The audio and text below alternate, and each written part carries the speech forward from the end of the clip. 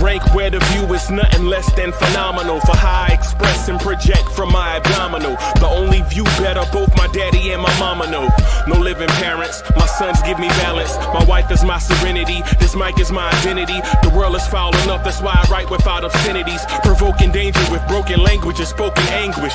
Begging to get hurt, why would you ask to go through changes? Yes, Lord, life's a chessboard, master the angles. Control the tempo, be the one who holds the info. Acknowledge is just as deadly as machete swings. When spoken, the truth is as potent as that Medellin. While others swear the style is free, I just let it ring. Our time is undervalued, soldiers make us better kings. My fans on my shoulder, reaching after better things. Today I take the shot, for them I'd rather set the screen. My mama told me follow my dreams. My daddy told me get it by any means. Stand tall, make him bow to a king. But I've evolved, you can see the resolve. Look in my eyes when you speaking to God. Life and for those who we caught up in using what I was scarred with the muse. I guess they call it proving I'm more than an artist. Penciling out my darkest while stenciling out a harvest. And storing what gets me from A to B, just like garages. Instrumental with collages. Envision what I've been drawing. Broadway to give you rhythm like the great Lena Horne. So bent on, found comfort in the storm. Find peace and on when you see them others perform. Organized chaos, I'll cast it like hey ya. Yo, every time that beat come on, I be like, Bro, I love the Knicks at Night podcast intro, man. Salute to everybody watching and rocking with us around the world. Salute Corey Lee in the place to be. We trying to get the 250K. That's going to be, we'll see. Dope content will get us there. Dope content will get us there. Miguel P in the building. Just Knicks is in the building. King Embert, what's good? Man, I see you. Man, I got Endgame is in the building. Man, I got a bunch of great topics.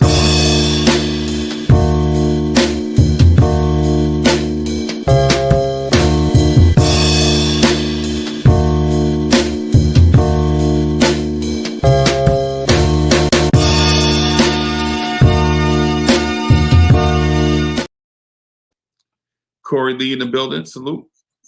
What's up, big bro? Chilling. Yeah, man. Yeah, man. I pulled up on Phil all caps today. Oh, yeah? Yeah, it's funny. We just seen Hack, now I done seen Phil. Yeah, man. Yeah, man. We'll fill up too, bro.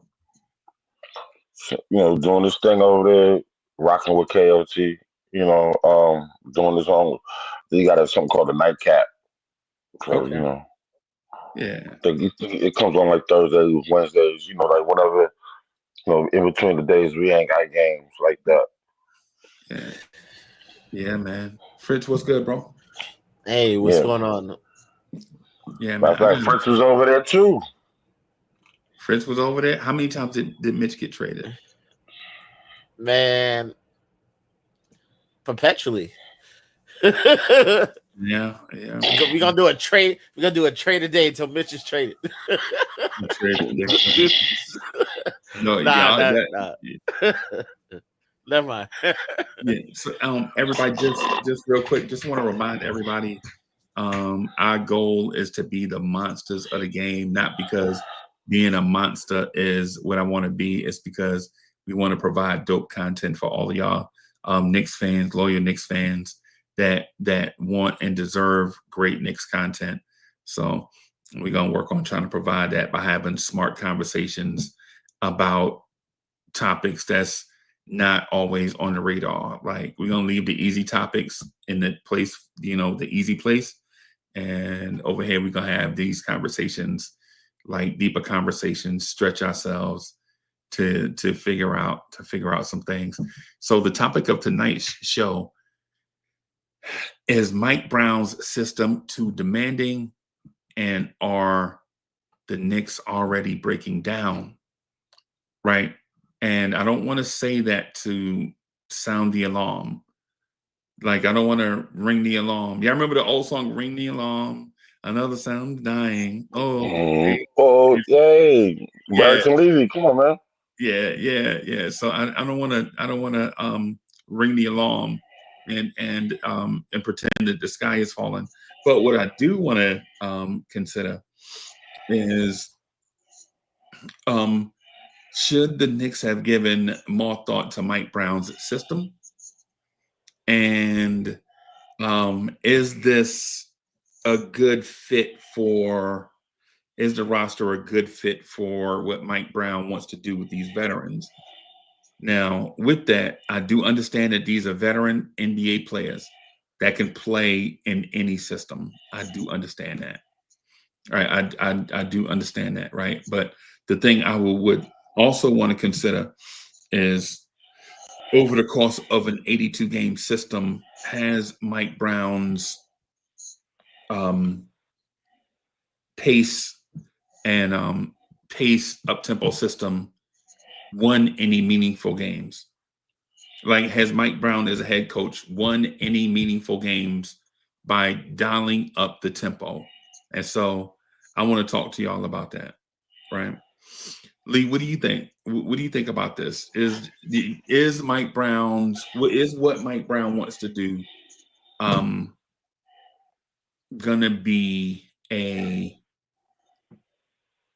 help to get the Knicks where they want to go going forward? I'm gonna say this. I really hope so, and I know that sounds like a cop out, and I feel like it's a cop out. I hope so. I mean, because I haven't seen him do anything. If he's been to an Eastern Conference Final somewhere, I would say, or a Western Conference Final somewhere, I'd say, yeah. But right now, the question, I got plenty of question marks for him myself. But if the front office is comfortable with him, because he was on that list before, before with Tibbs. I mean, they obviously like him, so obviously they believe in him. And not only that, I think he's been coach of the year twice too as well, or at least once, because he flipped that Sacramento situation around, which is like phenomenal. So I'm gonna go because I'm a knicker, and I'm gonna say yes. I'm gonna give him the green light. I'm gonna believe in him. I'm gonna give him that support. Okay. There's some question marks, but I'm gonna support him. Yeah, I believe so. Okay. What do you think, Fritz? I think it's nice to have a guy with creativity. I think you could look at that Light the Beam era in Sacramento and say, hey, that would work. That would work over here. Like the Knicks had a lot of talent they wasn't using. We was making the game hard for the sake of making it hard on principle. And I think they found a guy who's willing to try something different. And I think they just someone who experiment. I think that's the main thing. I don't even think it's anything special about him having any special magic or him being special. He's willing to try something different. Okay. Now, that's one thing we know for sure, that he's a tinkerer, right? One of the things, though, that we do know about the Knicks, though, is that this team was built in Tom Thibodeau's image. Regardless of what you think about basketball, right? Regardless of what you think about basketball, this group, this collective of individual NBA players is built in Tom Thibodeau's image. You have a point guard that doesn't turn the ball over, and he's a scoring machine. He can create his own shots. All right, i.e., Derrick Rose, whoever, right? You have a center that offensively, you have an offensive big that can be a hub offensively, like Joakim Noah, and defensively, you have a center that's defensively better than Joakim Noah ever was defensively, right? And you have the wing players that are tough-minded wings that can guard and mash screens and do all that stuff all night. My thing is, though, those Tom Thibodeau teams built like that, the bench depth was always tested, right? Like legit, when a starter had an injury, you went from maybe Luol Deng to Tony Snell, right?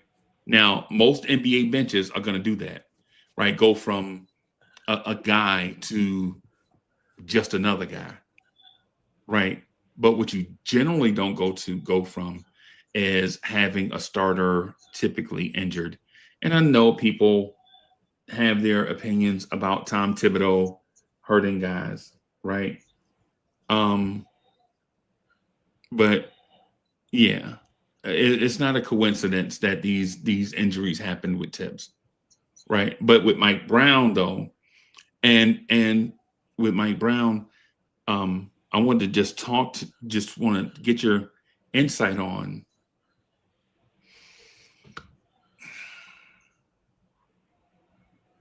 are we keeping our players safe by, running, being more free flowing, load managing, and things of that sort, so that they can make it to the postseason, or are we looking to get a different type of injuries? Instead of getting broken bones, you're getting soft tissue injuries. You know what I'm saying? By exertion. Like, instead of, at least, it's like, are you getting the runners' injuries or the weightlifters' injuries? Is basically what I'm saying. I understand what you mean as far as the soft tissue versus like the actual tendon strains and things of that nature from wear and tear. I hope these kids are in shape because they're going. Stretching is the key. But we have one of the better medical staffs now in the league, so Yeah. I'm not too worried about that as much. And these cats know what it is, and I think they've been very responsible on taking care of their bodies. Right. And like really, and I think it was smart just to hold Josh Hart out, because he does not really fight for no position or anything like that, Okay. for his back spasms. Right. That's being smart. Because obviously Mike Brown's going to use him a lot. He's the Swiss Army knife. Um, so yeah, I think between the training staff and the front office, not necessarily the head coach, because the coach is only going to get dealt with what he has, because those two people are going to be the ones to control the health of these players. So I'm not worried about that neither. Okay. What do you think, Fritz? Yeah, I think last year we died. The Knicks took some big bets last year, and they won a lot of those bets last year. I I'm not sure if I would bet again. Like, You play safe. seriously, Yeah. we bet big. Like, we bet big that first off that Brunson wouldn't get hurt. Yeah. And when he finally got hurt, it didn't really matter. We were coasting. Yeah. Karl-Anthony Towns, up until that point, questionable injury history, but pretty solid through the year. And we had nothing but Precious behind him. Like, we bet a lot. There was a time last where it year. was just Jumpman behind him. Yeah. Remember when Precious was out? Remember, it was just Jumpman. Yeah. I mean, I think a lot of Knicks fans take it for granted and say, "Oh no, it's just new medical staff." Nah, I wouldn't do that bet again, ever again. You need better players behind you, because somebody out for 2 months, you got to have somebody competent behind that player, because you could slip in the standings real easy. You sound nervous. I'm nervous. I am nervous. Yes, yeah. I'm about to say real talk. I am nervous. I was nervous last year. And I don't mean that in a disrespectful way. I'm saying that in a concern. Like there's concern there. I'm concerned. Like, because we kind of went 7 players. We basically were like saying, hey, these 7 players are 7 players, and expected them to go the whole year. Right. Like, that's crazy. That was crazy. Right. And it worked out for the most part, but I'm like, that is unusual how well we did last year with the injuries. Every time I hear the word unusual, I always think about the Carlton dance. Is that unusual? Yeah. I think about the Carlton dance every time I hear the word unusual. So that's just me being immature. I can't help it, man. But yeah, I think they have to. I think they have to kind of think of a group mindset. Like, we have a few guys who could do a lot of the same things. I think that's why you can have. We look at things right now. It's like, wow, there's too many guards. But you have to think there could be injuries.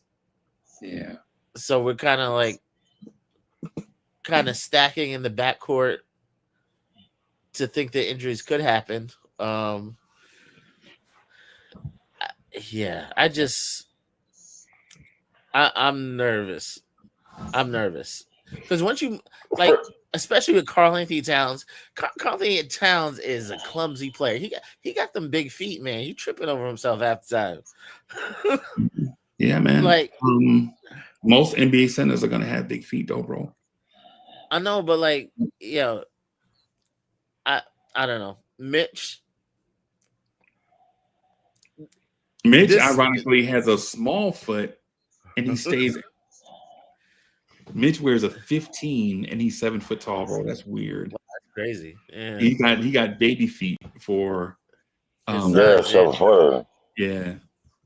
So I mean, I think it's gonna affect the big guys more than it's gonna affect the young kids.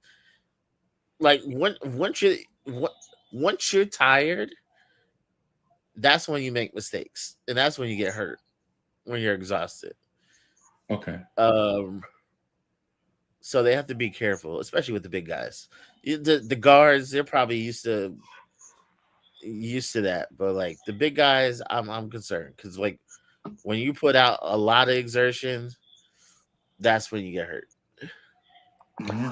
Now, Fred, I'm gonna say this. You don't have children, do you? No. Okay, cool. All my money is mine. Okay, yeah, okay, cool. So, all right, so now I asked that question because you gotta let them go. You gotta let your kids come out the bubble wrap. You know what I'm saying? These guys are athletes, professionals. And shout out to Cat because last year he pretty much stayed healthy. Considering what I would have thought or thought, from what me looking from the outside, looking in from where he was at, over in Minnesota. I didn't think, these are a lot tougher than what I thought. As well as Mitch and like I said, these cats they're gonna come out there and do their thing, and not only just that, but Mike Brown is not gonna run them in the ground or play them as hard as Thibodeau. So it's gonna be like the way he deploys his players is gonna be totally different. If anything, if they get hurt, it's because they just tripped over a noodle, a pack of ramen noodles coming out the locker room. as far as I'm concerned, or something major happens on the court where they're stepping on somebody's foot, or you know what I'm saying? With Lee talking about, and I feel you. What you're talking about is getting caught up in the wash. Like Yeah. athletes, those that have played organized sports, like with me, we don't even try to describe it. We like, yo, he just got caught up in the wash. You know what I'm saying? It's like if you ever try to turn a double play at second base, you know how you running, you sprinting from shortstop to catch the ball to flip, and it's like the dude is barreling down on you, and you trying to find the bag at the same time, and you trying to get the accurate throw off at the same time. So you're catching and flipping at the same time with footwork around the bag, and sometimes you just get caught up in a wash. Sometimes the runner just take you out, or sometimes you muscling up people so hard, you fighting against two people to get a rebound, and when you jump, those same two people don't go nowhere, and you just come down on one of them dudes' foot.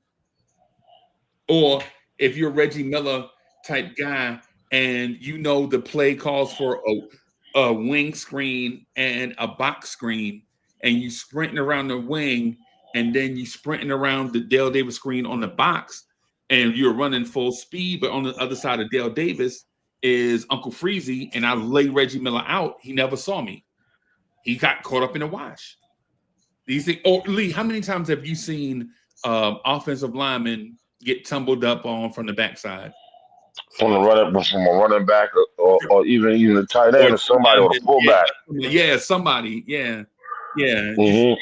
You just get caught up in the wash where you got a whole bunch of bodies, you know what I'm saying, trying to make a play, and sometimes you just could get caught up in the wash. It's one of the reasons why I don't take to the Mitchell Robinson injury stuff like every time people say Mitch is injury prone, it kind of is like a rock in my shoe, because it's like one of those things where if you say Mitch Robinson is injury prone, clearly you never played basketball, because you know all centers are susceptible to injury because of the nature of the position.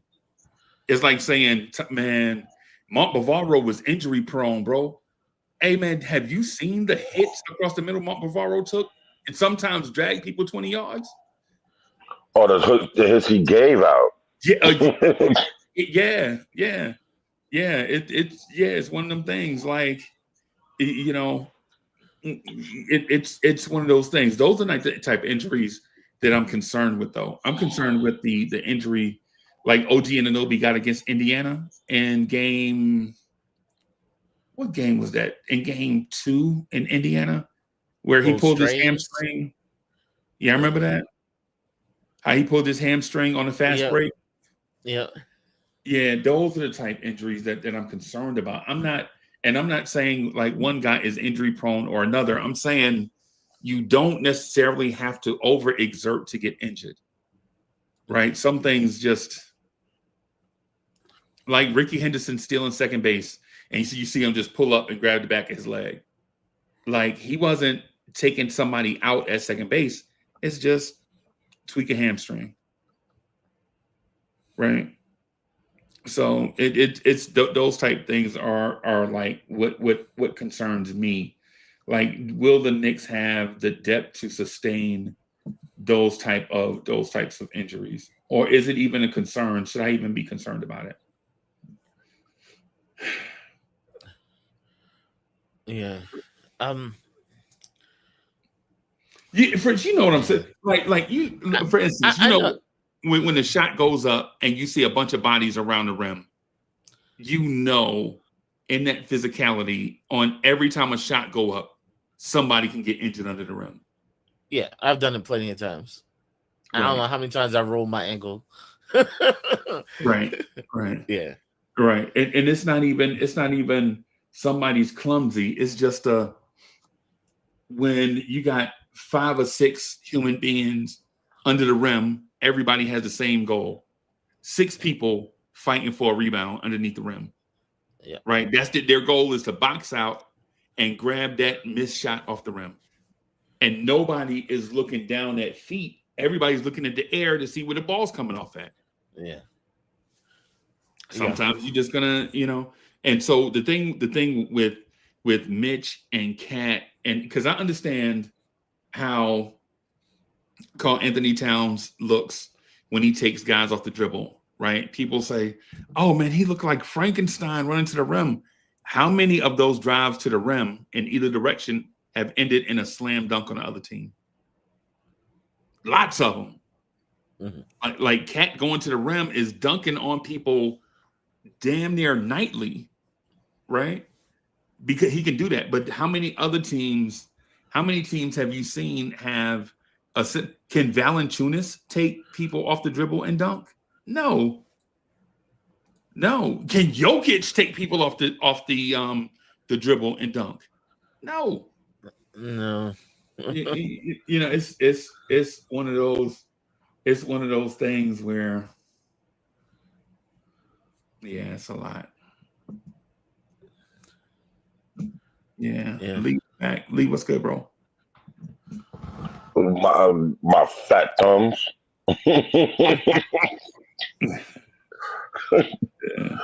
Oh God. But yeah, man, I'm not worried about injuries. Fritz, I mean, I think that's the first thing from my mind. I don't even want to even like talking like that. You know what I'm saying? Just talking that is more scarier than it actually happening. It's like, Right. you know, words are powerful, bro. You know what I'm saying? And the last damn thing I want to talk in existence is anybody being hurt, regardless. You know, Right. I truly feel like this team, you know, the only thing I'm truly worried about is starting off slow, you know, and taking some tough losses because we're not in sync. But seems though this is the same team from last year, uh, that's not even going to be a problem. You know, we just gotta come out, attack, and handle our business. Period. We've had Period. a soft preseason. Yeah. We had a soft preseason. We haven't played anybody good. We haven't played anybody who's decent. You crazy, Minnesota? Maybe the one opponent. Everybody else been trash. Wow, Everybody well, else been trash. you are a major credit, man. I'm just like you You're know a tough customer. you remember last year how excited we were. We were excited, man. We're gonna take on the world, and he's like, "Yo, we're gonna beat Boston game 1." I remember that. And Boston came in and just straight up deflated the But that room. was, but you know what? Yeah, but you know something. No, that was a brand new team too. Now a brand new team, and we were lacking pieces. Now we're fully healthy, and now look, the shoes on the other foot as far as Boston's concerned. You know, so I'm not gonna really be upset or worry about that because I think it's gonna be a. I'm not saying we're gonna win game 1 against Cleveland, but I think it's gonna be a pretty nice, well fought fight. You know, so yeah. I think the good thing is I think they identified what problems they need to fix. I think on I'm not even paper, concerned. I know, like on paper, a lot of people, even me, like, oh, Yabusele, he got that center position, he got that power forward position, he got that small forward position, and we got Yabusele out there, and he's like, nah, that center, man, he better not go out there at center. Nah, he ain't no center. I've been saying that since day one. I'm like, everybody listen, like legit. I connect with content creators from other teams, and they connect with me. And when I was talking about the Kelly Oubre thing and talking about the Gershon Yabusele thing, that's real. The Philly did not like Gershon Yabusele because of some of the stuff that y'all saw in the preseason. But here's the thing, it's not his fault. The dude legit is only an inch taller than OG Anunoby. And he played center minutes. right? He played He center. shouldn't have been. Yeah, he shouldn't have. He's not that guy. You know what I'm saying? He's not that guy. He's not gonna block shots at there. Is he super aggressive? Yes, he's a 4/3. He's not a 4/5. Like how Precious was a 4/5 or a 5/4. Nah, he not that guy, man. And we keep saying it like if we say it, then things will magically get better. Nah, they won't. They're not magically. You can develop into certain things, but I mean, Lee, that's like asking me and Corey Lee to play quarterback. We're not playing quarterback, bro. It ain't happening. Yeah, we not. Happening. That's not. Can I throw a football? Yes. Is it what I like to do though? No, not really. Not even just that, but I'm just not gonna stand there and do that. That's not what I like. That's not the part of the game that I play. Nor is it natural for me. Now, for example, and then we need to get this Gershon Yabusele's situation straight because he might be in a rotation. He might play with Cat. He might play with Mitch. Heck, Cat might be playing with Hawk 40. Right.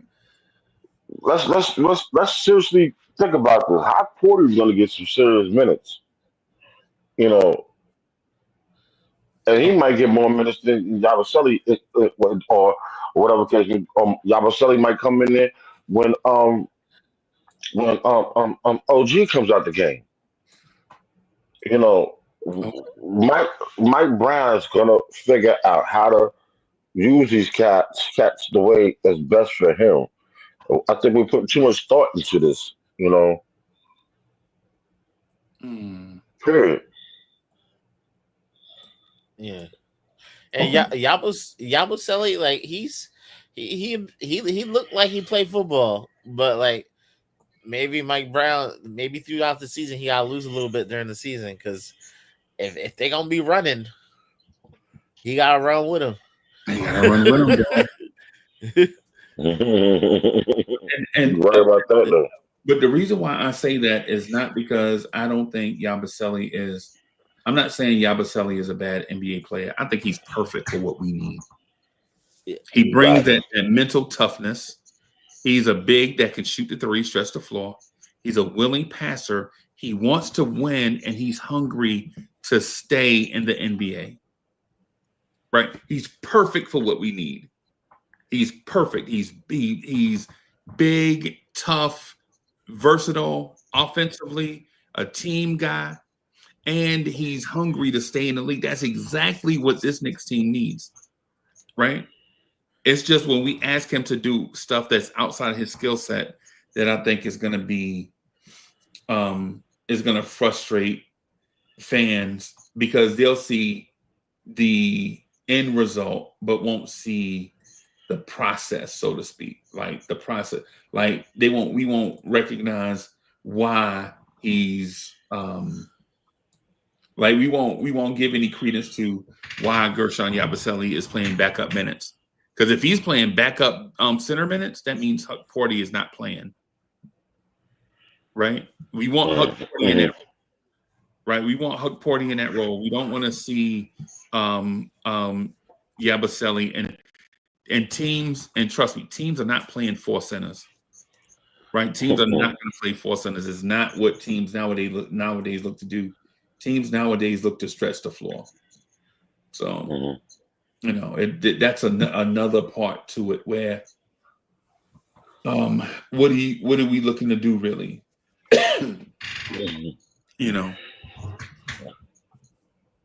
Like Fritz, is there a world where you can see the Knicks having a 4 center rotation each night, like four bigs, 4 centers? No, I don't even think Mike Brown values the center like that. Values the true center. I don't think he values like that. He always liked little center who can move and shoot, and I don't think that's a thing to him. I don't think he has that that Tibbs mentality of I gotta have me a guy that crashes boards. I think that guy that crashed the boards is Cat to him.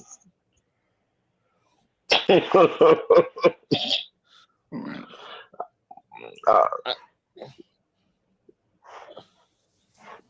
I just think think, yo, I I'm mean, thinking, I I'm mean, thinking thought that what Fritz said. That's funny.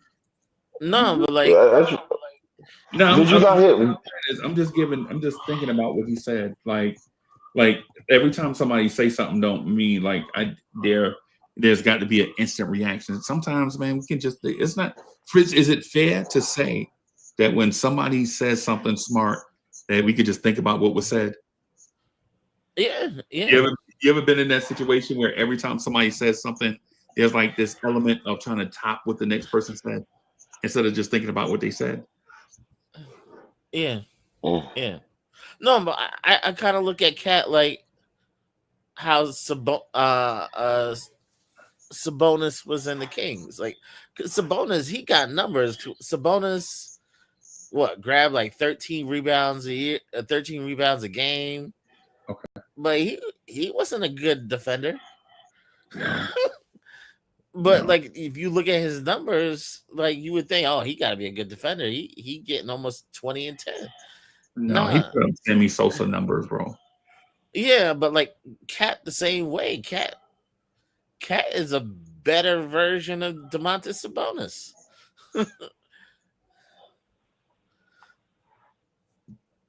And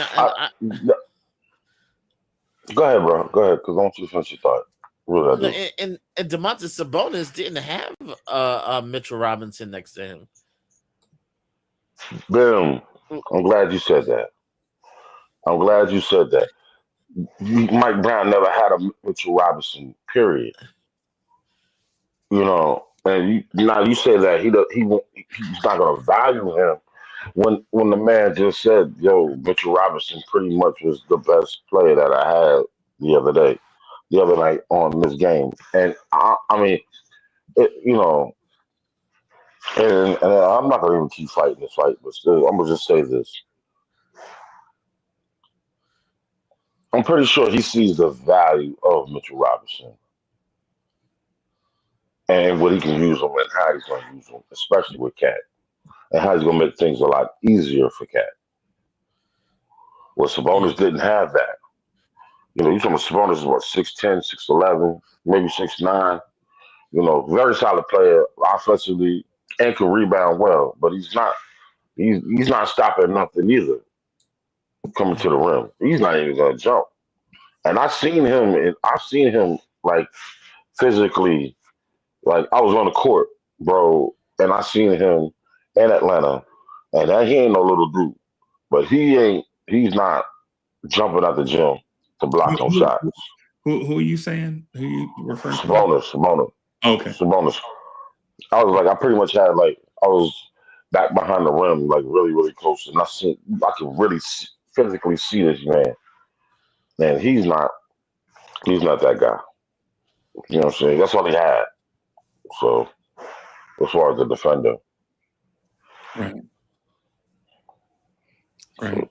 I'm pretty. I mean, I don't think Mike Brown's ever really had a defender. And you know, if you count maybe when he had Andrew Bogut, was he on that? Was he coaching on that team No, that Golden State team? he was in San Antonio. But even better, he still had Duncan. He still had all these other cats, these young cats, the Robinsons, the David Robinson. You know, so he knows how to use these big guys if he has to use Mm, okay.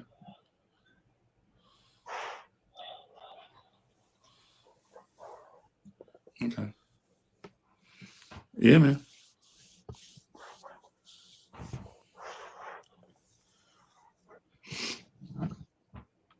So y'all really like Mitch, huh? them. I'm just I saying. Uh, I like Mitch, but I understand. I understand the business. I understand the business. If they love Mitch, his contract would be signed right now. I think If he's they if stressing they that too much. No, if they loved him, his contract would be signed right now. Wow. Okay. And not that they hate him, it's just they don't love him enough. Like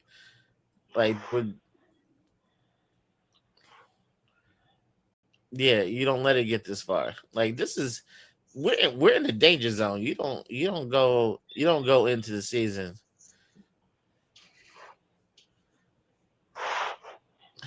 That man said Like, danger zone. you're in the danger zone. Like this is not. Yeah, like at this is unnecessary risk. This is an unnecessary risk. I think you go into the season. He's not locked up. Yeah. I don't understand it though. I don't understand like the danger zone. Like, is it peril? Like, is there imminent departure? No, not imminent departure. Okay. So you get. Okay, so we've heard zero about negotiations. Okay. So you don't know how close they are in the numbers, but if the number for Mitch is not happy, and Mitch this whole time has been pretty much off the bench, and now you said, "Oh, I'm gonna throw Mitch as a starter." Mitch's number is gonna go up. Mitch's number ain't gonna come down. Right. But that's what you want, right? That's what we need. That's what Mitch wants. No, that's what Knicks fans want. I know, but hold on, Fritz. I'm talking. Just let me finish one thing, bro. We all right. We got plenty of time. I think Knicks fans legitimately want the best version of Mitchell Robinson. The coincidence is the very best version of Mitchell Robinson happens in a contract year, right? And so if you're the Knicks, you're weighing the very best version of Mitchell Robinson in a championship season versus what you may have to pay him next summer, right? And so if you get the best version of Mitchell Robinson and you win a championship with the best, and I'm talking about the very best version of Mitch. Now, I'm not talking about like Mitch staying healthy. I'm talking about Mitch reaches all the potential bookmarks, landmarks, and all that stuff. Say Mitchell Robinson shoots 65% from the free throw line. Say Mitchell Robinson plays 75 games. Say Mitchell Robinson averages a double-double, right? Like all these landmarks that we want Mitch to aspire to hit. Say he hits all of those, and then next summer they can't come to an agreement, but the Knicks win a championship. Who really won? Mitchell Robinson. Everybody. That's a dream. Everybody be able to go. Everybody wins. That's right? A dream and a wish, though.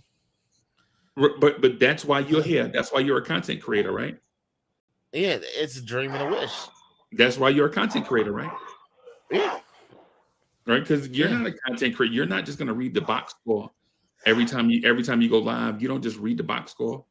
You put out analysis and projection based on where you want the team to be, right? It's one of those things. It's not. We don't do this right here to just get up here and read the injury report and box scores. We are here to talk about stuff and project. And so the thing is with Mitchell Robinson is if Mitch reaches all those things, it appears that Mitch wins, right? But Mitch wins in a couple areas. He wins a championship and he wins for free agency. The fans win a championship and they win watching a drafted player maximize his potential. Because remember, one of the things that Knicks fans don't get a lot of times is seeing a player that they drafted reach their full potential. So if you're a Knicks fan, If you're a Knicks fan and you watch a drafted player reach his full potential and the team wins a championship, now the fans.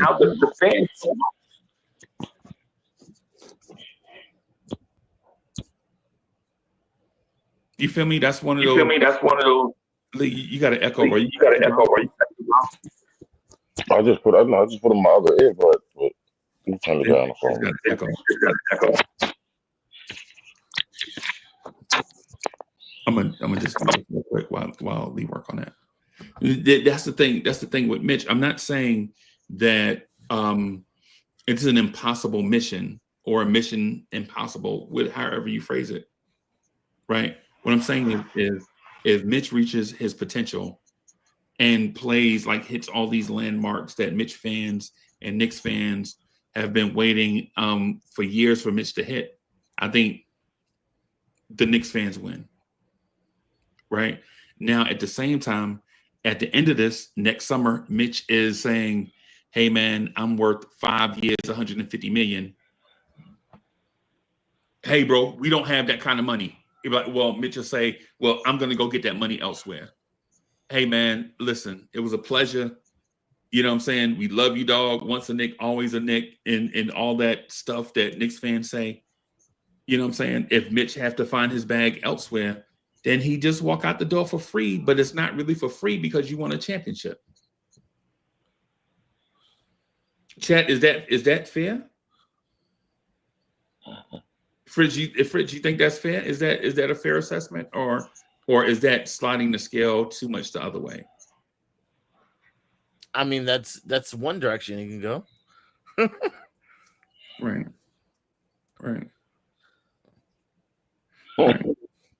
Yeah. That's one direction. Right. I think that in my opinion, that is your direction. There is no sideways direction, because ultimately, regardless of jersey sales, salary cap situations, and all these side conversations, 13 people stand on a basketball court. 5 players on one side, 5 on another side, 3 referees. Right? And you tip the ball, you throw the ball in the air. You don't bring salary cap stuff to the basketball game. It's decided. Exactly.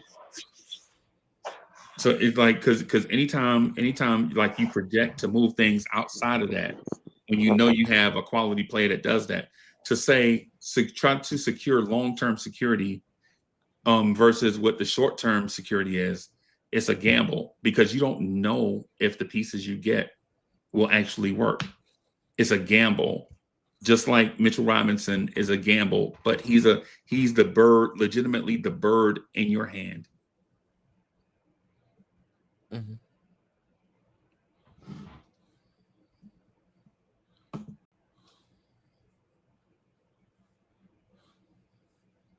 Lee, you got super quiet, bro. I don't like when Lee gets super quiet. No. When Lee gets quiet, it's like somebody that made Lee mad, bro. Somebody that made you mad, bro. No, ain't nobody made me mad. You know, I just don't. Just. I'm thinking about other things other than Mitch getting out on. If Mitch got to get the hell on, so be it. Then Mitch got to get on.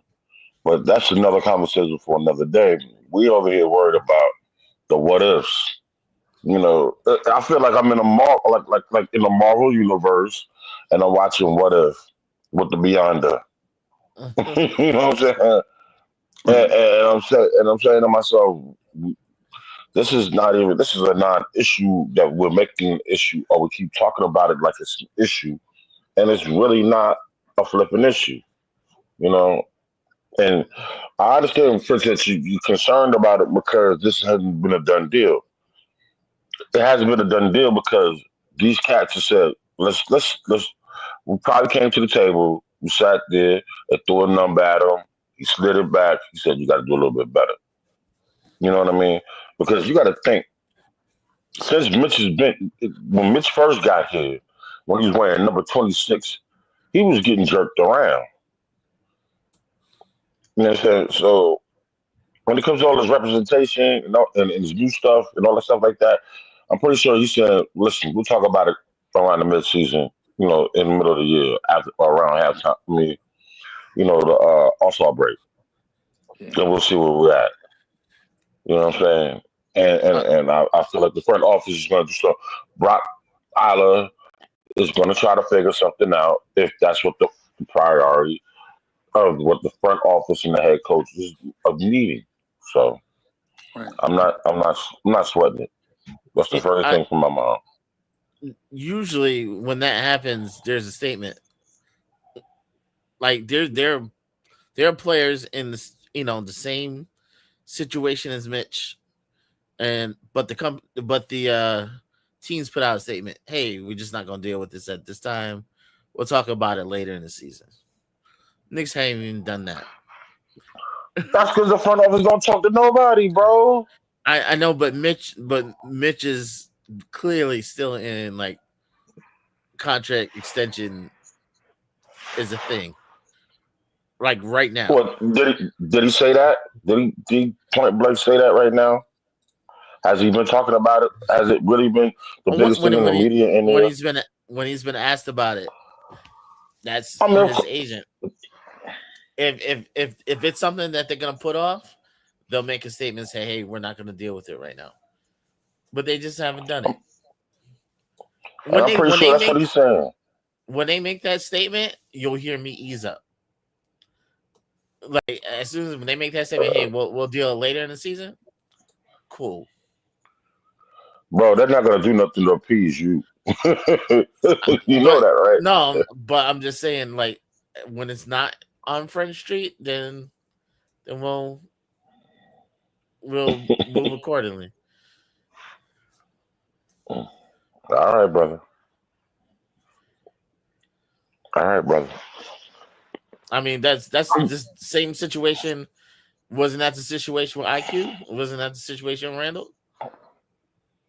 Of course, but also too, those were moves that they made immediately in the beginning of the year. But those were, you got to think, those are three different type of players. One is a all-star, all-NBA player. The other one is a budding young floor general, and then you have a player who's a solid defensive player. Okay.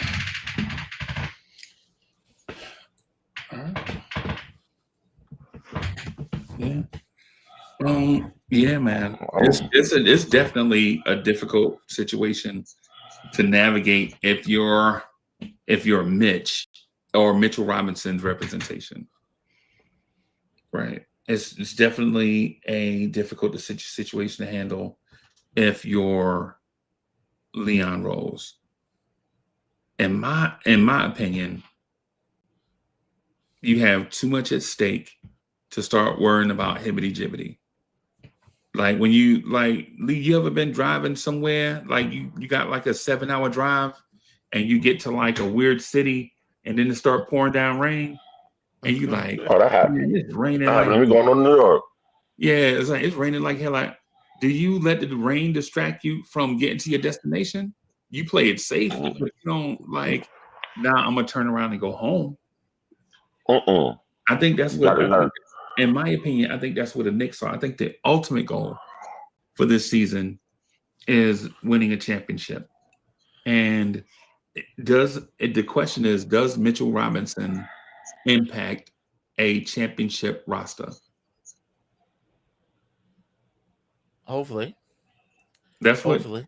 It did not, because not Fritz. It can't be both ways, bro. Because if you say hopefully, I said hopefully. Because if you say hopefully, that means he don't have trade value. If he doesn't, then you're not gonna be able to trade him. Is what I'm saying. He has obvious trade value. Okay.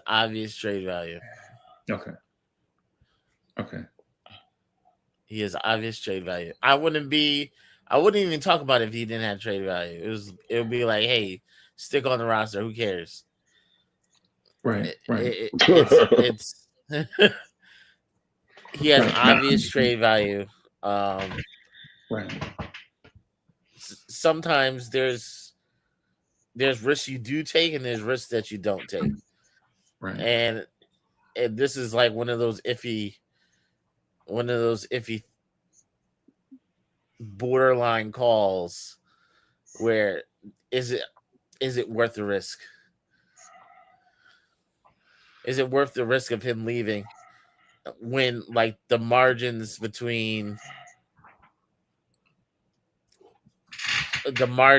in a system where we're most likely going to be over the second apron anyway? Yeah.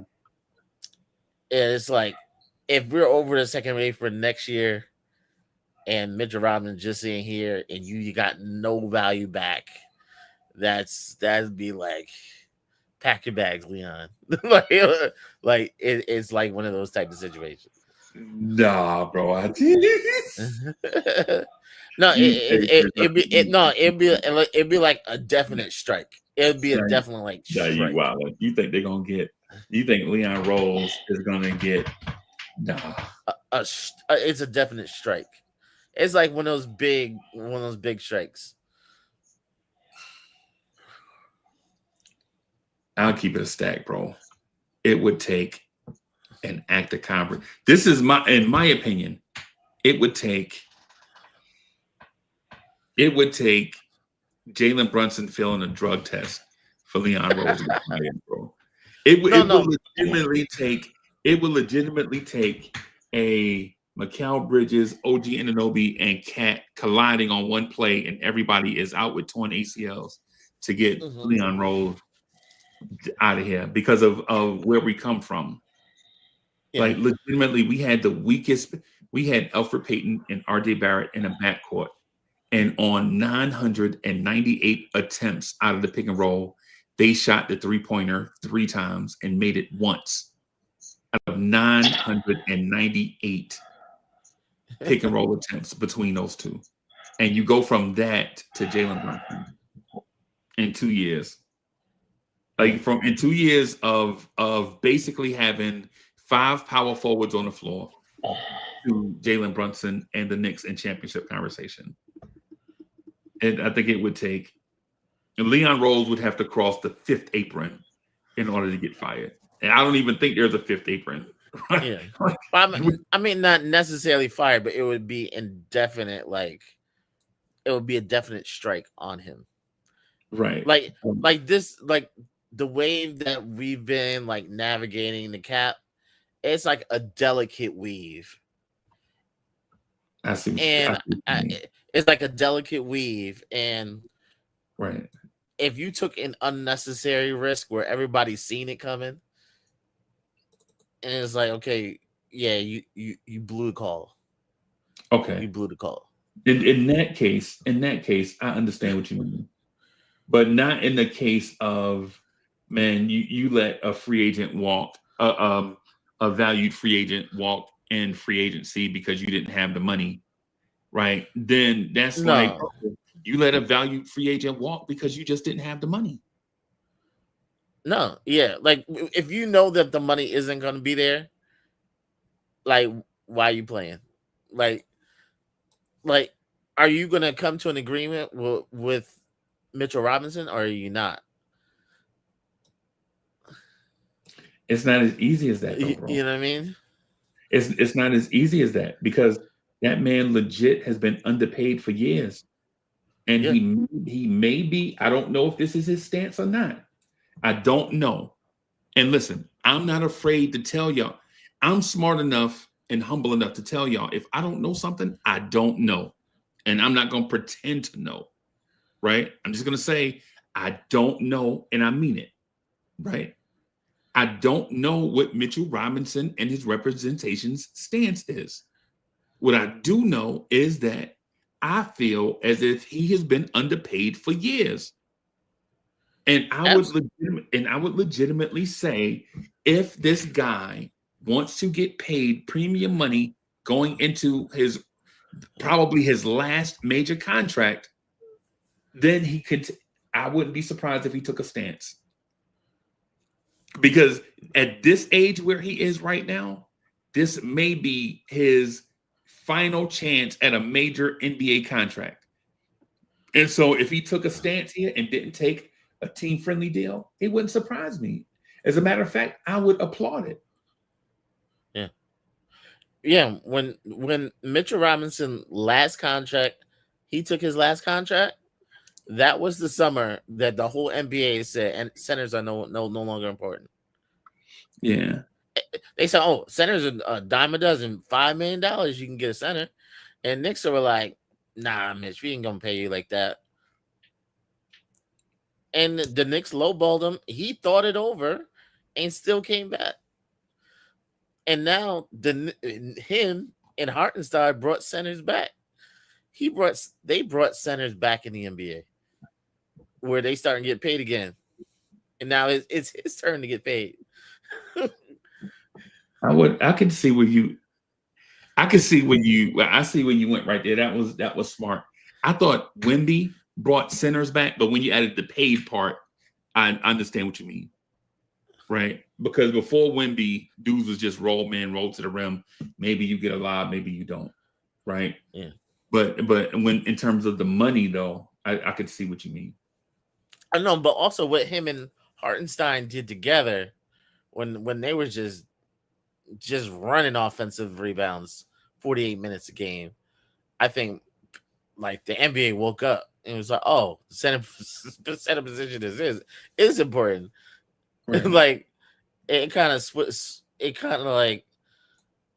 of revolutionized it. They didn't revolutionize. They just did something. It's the systems that how these coaches will use these big men. But a lot of people, teams weren't doing that. Like a lot of people were legit saying, "Hey, I got $5 million. Let's see what I can get." Like they legit weren't like thinking too deeply about the center position. Yeah. Yeah. Man. That's a lot that can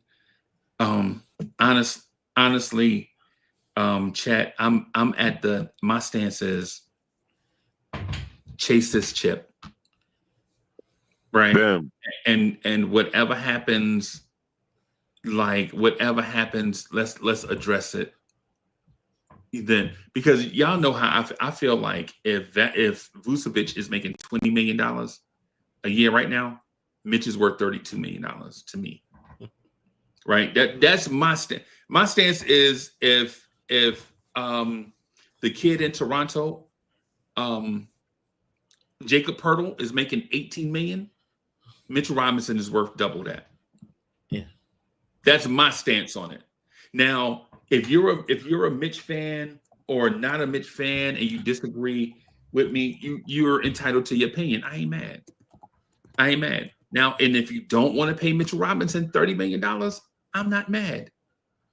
Right? Because everybody's entitled to their own opinion. I mean, I don't care. This is a place where we state our opinions. Right?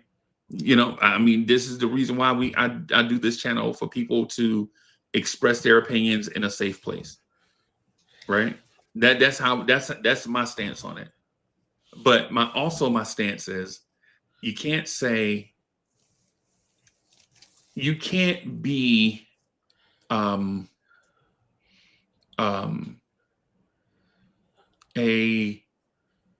and I'm saying this in general to the chat. Like, a lot of y'all are really smart people and have great opinions. But to me, it's hypocritical when you say trade Mitch because he has value, and then you don't value Mitch when it comes time to pay him. Because you know what that sounds like, right? It sounds like either you're a hypocrite or you don't like Mitchell Robinson. Yeah. Yeah, I think a lot. Yeah, I'm just that's saying not me. I've always said I value Mitchell Robinson. It's like but yeah. No, I'm just saying that. No, that's my general statement. I'm not pointing that out like at anybody in particular. What I'm saying is either we value him at a value or we don't value him at a value. Mm-hmm. Is what I'm saying. Like, yeah, bro. No, but that's what I'm saying. Like, if you value him, pay him. Right. Like it shouldn't be. This shouldn't be an all summer thing. Like if Mitch is your guy, pay him like he's your guy. Like, but yeah, if you're gonna go all year and make him fight for the money, like that's slippery slope. Because just like how Jalen Brunson was in Dallas, Dallas said they like Jalen Brunson, but not enough to pay him what he wanted to. And then once Jalen Brunson started showing, hey, I could really play, Jalen Brunson's like, never mind, I got this. Right. Right. Yeah. No, I don't dispute that. I don't dispute that at all. I think that's actually a smart thing to say, because the thing is, you only have control until you don't have control. Mm-hmm. Right. Like while the cards are, or while the ball is in the Knicks court, I think the smart thing would to say to Mitchell Robinson is, hey, do you really want to go to a team that's going to offer you a 2+1? They're going to offer you $30 million in the first year, 25 in the second year, and 20. And the third year is a 20-year team option. So you basically have the potential to make $50 million, and they're gonna decline your team option, and you'll be a free agent again in 2 years. But you would have made $50 million. Or do you sign with the Knicks for 4 years, 80, and $80 million is guaranteed? And so I think that's the conversation that the Knicks are having with Mitch. Do you want the money up front, and then in 2 years you'll be a free agent? In 2 years, because they're going to offer you a 2+1, like what Hartenstein got, right? Right? Is because Hartenstein's going to be a free agent in after this season coming up, because they're not going to pick up his option because the extensions for their young core guys are going to kick in, right? Like you're not going to see Alex Caruso and Isaiah Hartenstein in OKC because those extensions kick in then, right? Do you take that money, or do you offer Mitch a long-term deal that's relatively team friendly, right? Like because the years are what makes it team friendly. The dollar amount basically is a low ball. It's what Josh Hart makes in his sleep, right? But the years is what makes it team friendly. We're basically guaranteeing you that you'll be in the NBA, you'll be getting paid an NBA salary for the next 4 years. Because once you sign it, we can't guarantee that we won't trade you. But at the same time, you're guaranteed that 4 years of salary. If you're Mitchell Robinson, you got to consider both. And at the same time, what are your interests outside of basketball? How does that impact your decision? Are you a city person or a country person? Are you a club person or a homebody? Right? Are you an aspiring superstar on the court, off the court, whatever? Or do you like to keep to yourself? Like all these different things that you have to consider if you're Mitchell Robinson. If I'm Mitchell Robinson, what I'm considering is those first 4 years when they paid me $360 deal wages. How do I make that money back? Right? Y'all remember when Mitchell Robinson was making $1.2 million? Y'all remember that? Oh man, He was second round. Yep, he was a They starting. paid him minimum second round salary. Yep. That was what's his face? That was before Leon Rose. Scott Perry and Scott Perry. Yeah. That was the other president. What was that dude's name? The dude that reminded you of Allen Houston, Steve Mills. Steve Mills, exactly. Yeah. Steve Mills was the one ripping him off. Yeah. And so the reason why I say that is not to continue the conversation going on and on and on and on, but what I will say is that this decision is not just up to the front office. It's how does Mitchell Robinson view himself? Does Mitch feel like he is the undisputed starter at center and there is no competition? Does Mitchell Robinson want to go to a team where he's like, yo, I'm tired of people bringing in like these backups competing with me every year. I'm the undisputed starter and y'all going to treat me like that? Or is Mitch like, man, I'll do anything to help a team win, man. I just want to win a championship. If I come off the bench, I just come off the bench. Mm-hmm. Yeah. It's how you view yourself. Yeah. So chat, what do y'all think? How do y'all think Mitch views himself? I just want to ask the chat what do they think about that?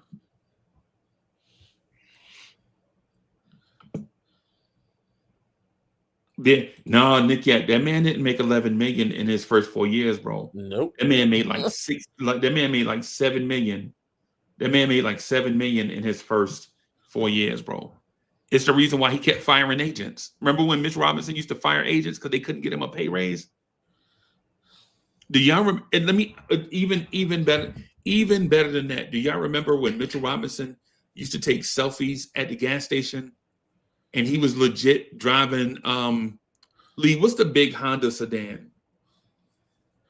What the big Honda sedan? Is it a Honda Accord? Yeah, it's the Accord. That's the only big. Yeah, the Honda. That's the biggest Honda. The big. Y'all remember when Mitch used to drive a Honda Accord with rims on it, taking selfies at the gas station? Anybody remember that? Wow. Bro, yeah, I remember that. I remember when Mitchell Robinson legit was driving sedans, a 7-footer driving sedans, right? Boy, that back seat was all the way back. All the way back, bro. That back seat was, you know, that was a 2-seater. Yeah, man. So if you're Mitchell Robinson though, if you're Mitch, do you try to recover, like get back some of that money that you missed in your early years?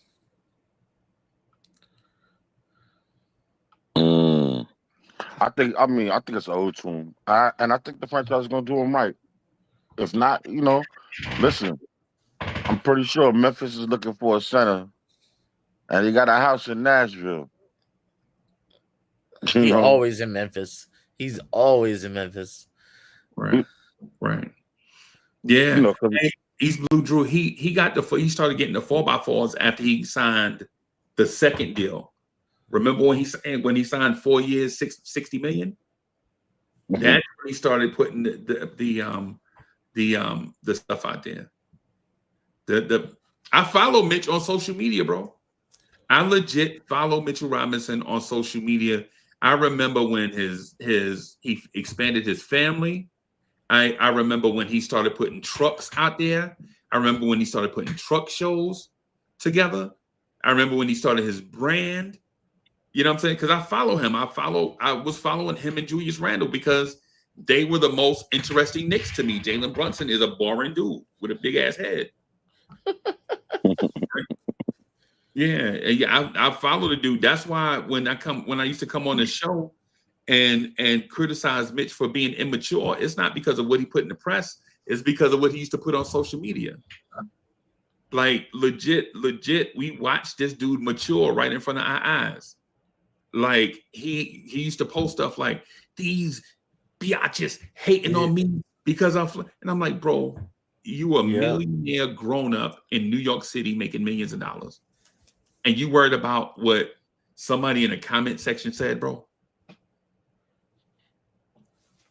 I mean, Mitch, you were an NBA player and you're worried about, and this is back then. This is not now. Clearly, he's matured and has become a different person. Right, but I'm talking about back then. I'm talking about 3 years ago. Lee, you remember how mad Mitch used to make me 3 years ago? Remember that? I used to be piping hot, boy. Yeah, like cussing them out. Little stuff. I used to be piping hot. Like I used to be like, Mitch, grow your ass up. Mitch showing plays, like people calling out plays. He's disputing plays on Instagram. But like, come on, Mitch, what you doing, bro? Like, Mitch, what you doing, bro? It ain't that type of party, bro. Mitch, yeah, man. Coach is in the building. Salute. Salute, fellas. Happy Thursday. Happy Thursday, bro. Yeah, man. I hope you didn't come up here to argue, bro. I hope, because I don't really want to fight, bro. I ain't got no fight in me tonight, bro. Which is argue about what? Nothing to argue about. We got the best team in the East. Bim. Thank you. Yeah, Yes. That's just it. When we talk about maybes and back of the roster stuff and who might be the ball handler on the bench, it's not that and when we talk about what might happen at the trade deadline, those are all things that have to happen if you run a business. Even if you're the best, you always got to be creeping things in the background. It ain't like, we looking to do stuff to change everything,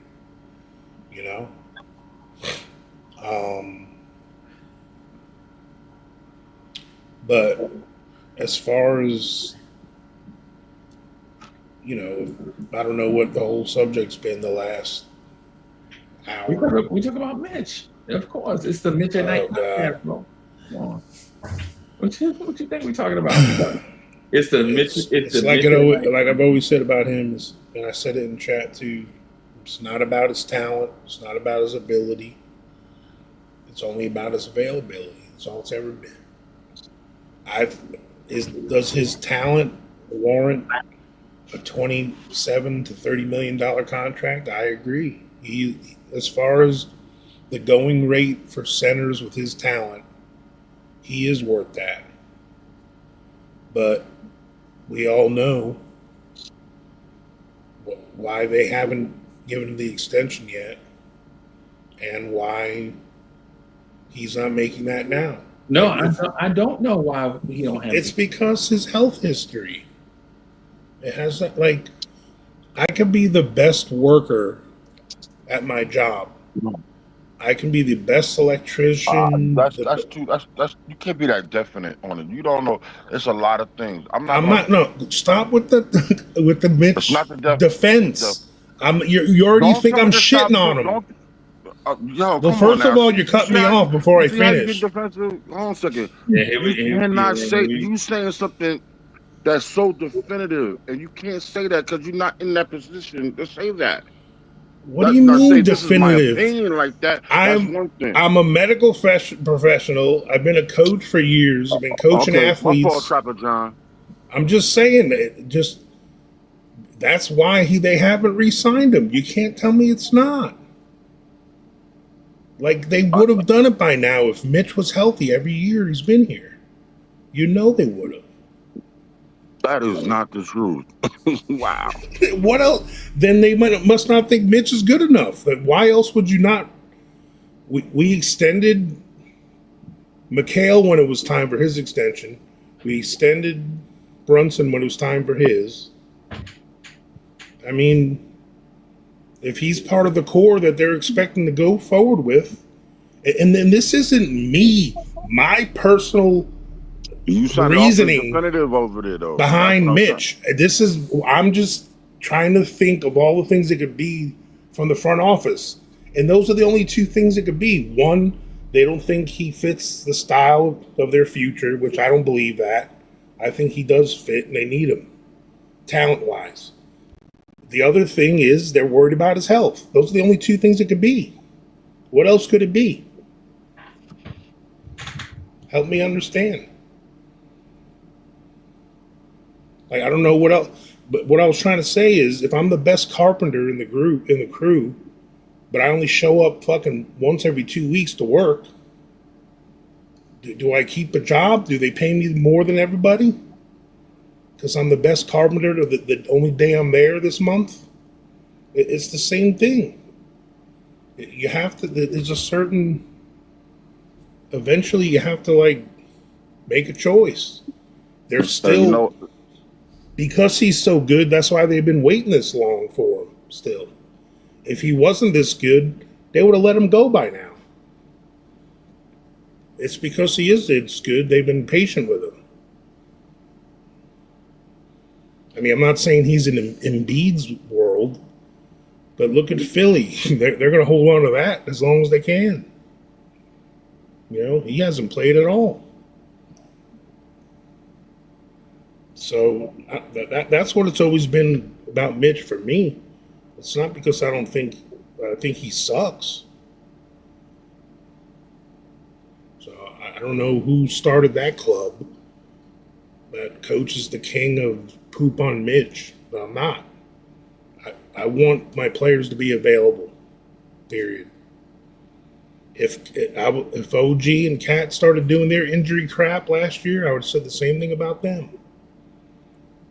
But they stayed healthy. Knock on wood. So, you know, that's all you want from any team. Because if you look at the history of all the champions, the healthiest teams win. I mean, Indiana and OKC weren't missing anybody at the end, except when Indiana wound up missing out on Halliburton at the end, and then they wound up losing because of it. Nah, Coach. Indiana was missing a bunch of people, bro. Who else were they missing? Bro, they had 5 big men out for the season. They had 5 big men out for the season. It's the reason why the dude Obi Toppin had a breakout season. I mean, they still had their starter. I mean, they weren't missing a starter, I mean. Oh, okay. And I know backup and rotation guys are important too, obviously. But yeah.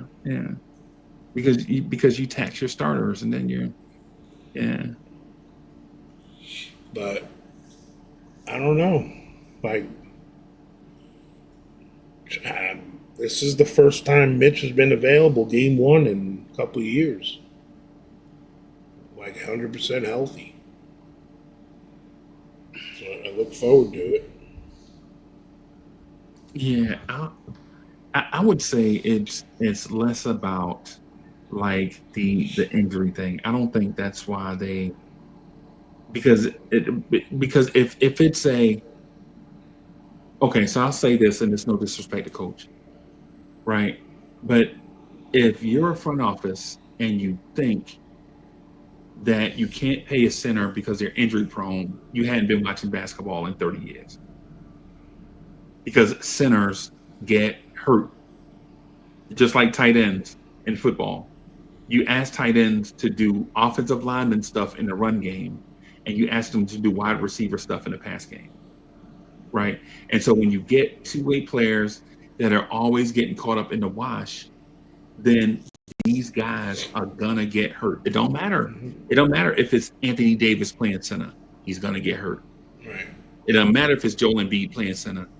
He's gonna get hurt. The reason why Giannis at 6'11", 240 doesn't play center, Right. because centers get hurt.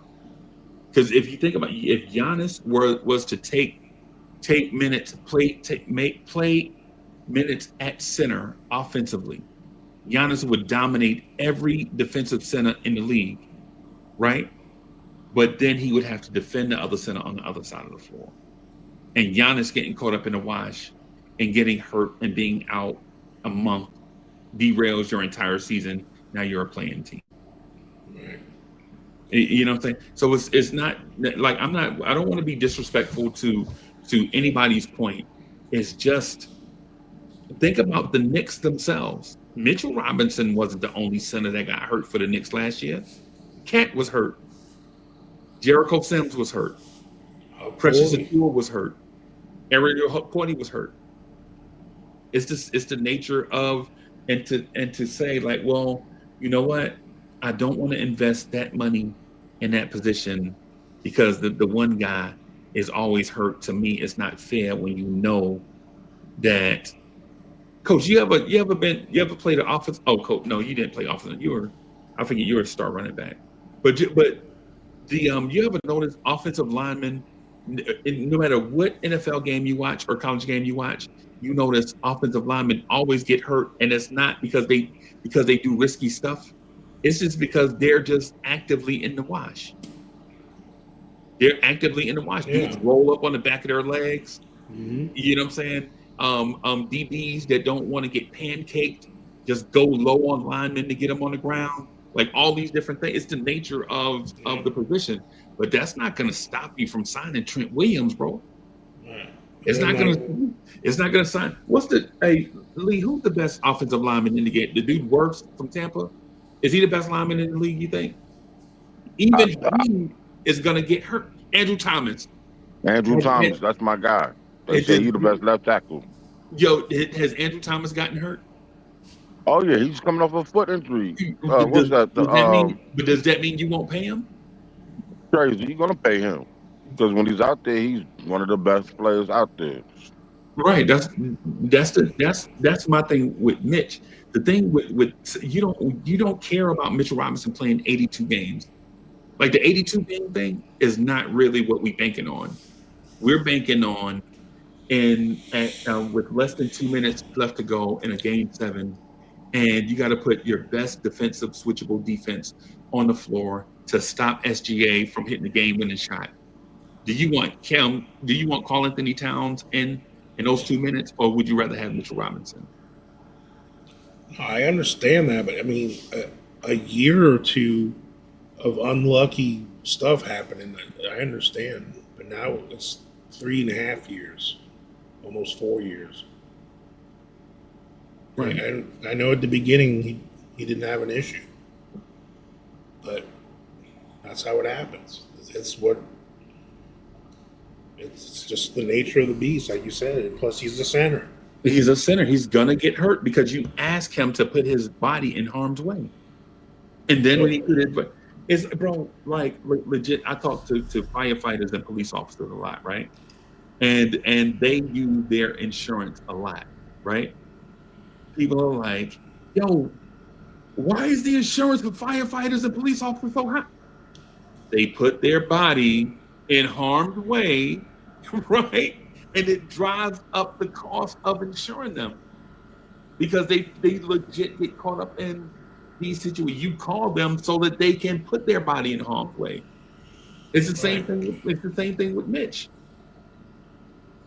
You know, I mean, I say pay the man a safe for both sides.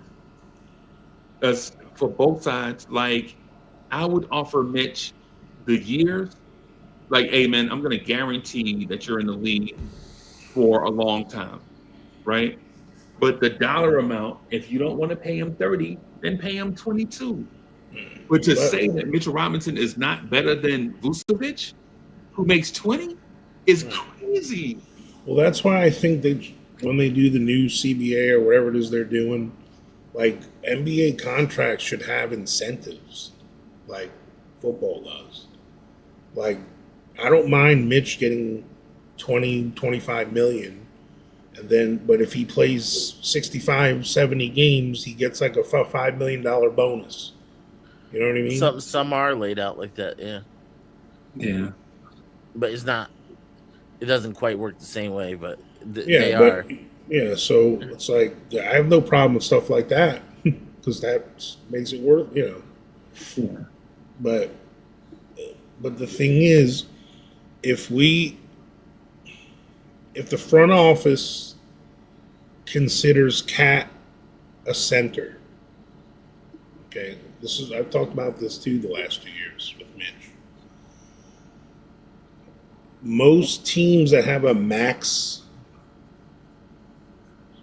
center don't have a backup that makes more than 10, 15 million.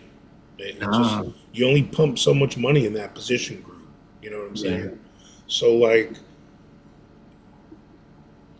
if they consider, like, now, if Mitch was the starting center and from here forward, Cat's can be considered a forward as far as he's starting, you know, or whatever, then the center money group is whatever Mitch and Huck Porty and maybe Yabusele make. Then that's what most teams pay for a center group combined, you know. Because if you look at, like, does anyone even know who the backup is in Denver? No.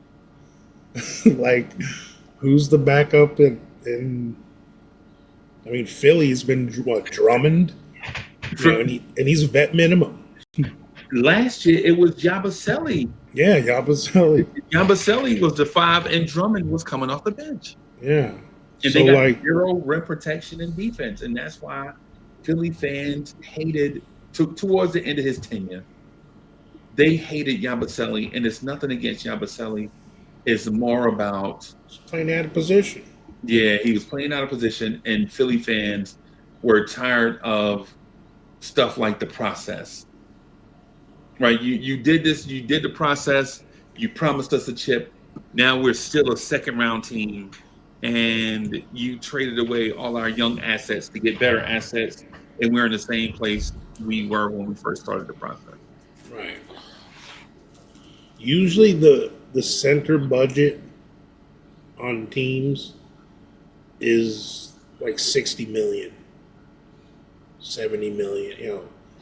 And if you have a max guy there, then they usually back him up with a $5 or $10 million guy. That's what most of the teams do. It makes sense, right? Right. That just makes sense. Like on you're gonna spend the money. It's just how you divvy it up, right? The pool is there. If you have Jokic, you're gonna give Jokic 90% of that money and his backup 10% of that money. If you don't have that guy, you might put it 50 and then 30 and then 20, right? It's just what it is. So depending on who you are.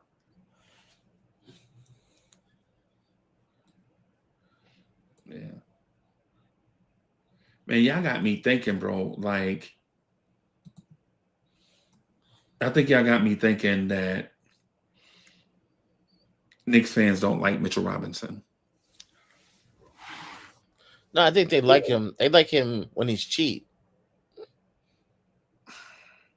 They think you Mitch like is him just when he's cheap. no, I think no. you like I him think when he's cheap. no. I think people think he's always he's built into the Knicks fabric. Like, he is around. Oh, he'll take a pay cut. He'll always be around. Right. Okay. But like, you have to actually factor him in. Like a lot of people say, hey, pay Brunson whatever he wants. Pay Cat whatever he wants. Now you got to think about Josh. Josh can't be the one to keep taking the cut. Now you're gonna have to factor him in. Is he value? Is how much do you love this player? See, now we talking, bro. Now we talking. I feel like Josh, and I like Josh, right? I like Josh, but I'm not paying a Swiss Army knife the money that I'm paying an elite defensive center. I would switch their money today. I would give Josh Mitchell Robinson's money and give Mitch Josh Hart's money right now. Right. I would do that. Yep. That's what I would do. I don't expect everybody to agree, because we all, man, listen, all of y'all are smart people, bro. Y'all have your own opinions and such, and I'm not trying to sway anybody. But if it were me, yeah, that's what I would do. Yeah, because Josh making $19.5 million. And we're talking about Mitchell Robinson's 12.8 something or 13, whatever. To me, if he's the starter, he's the cheapest starter.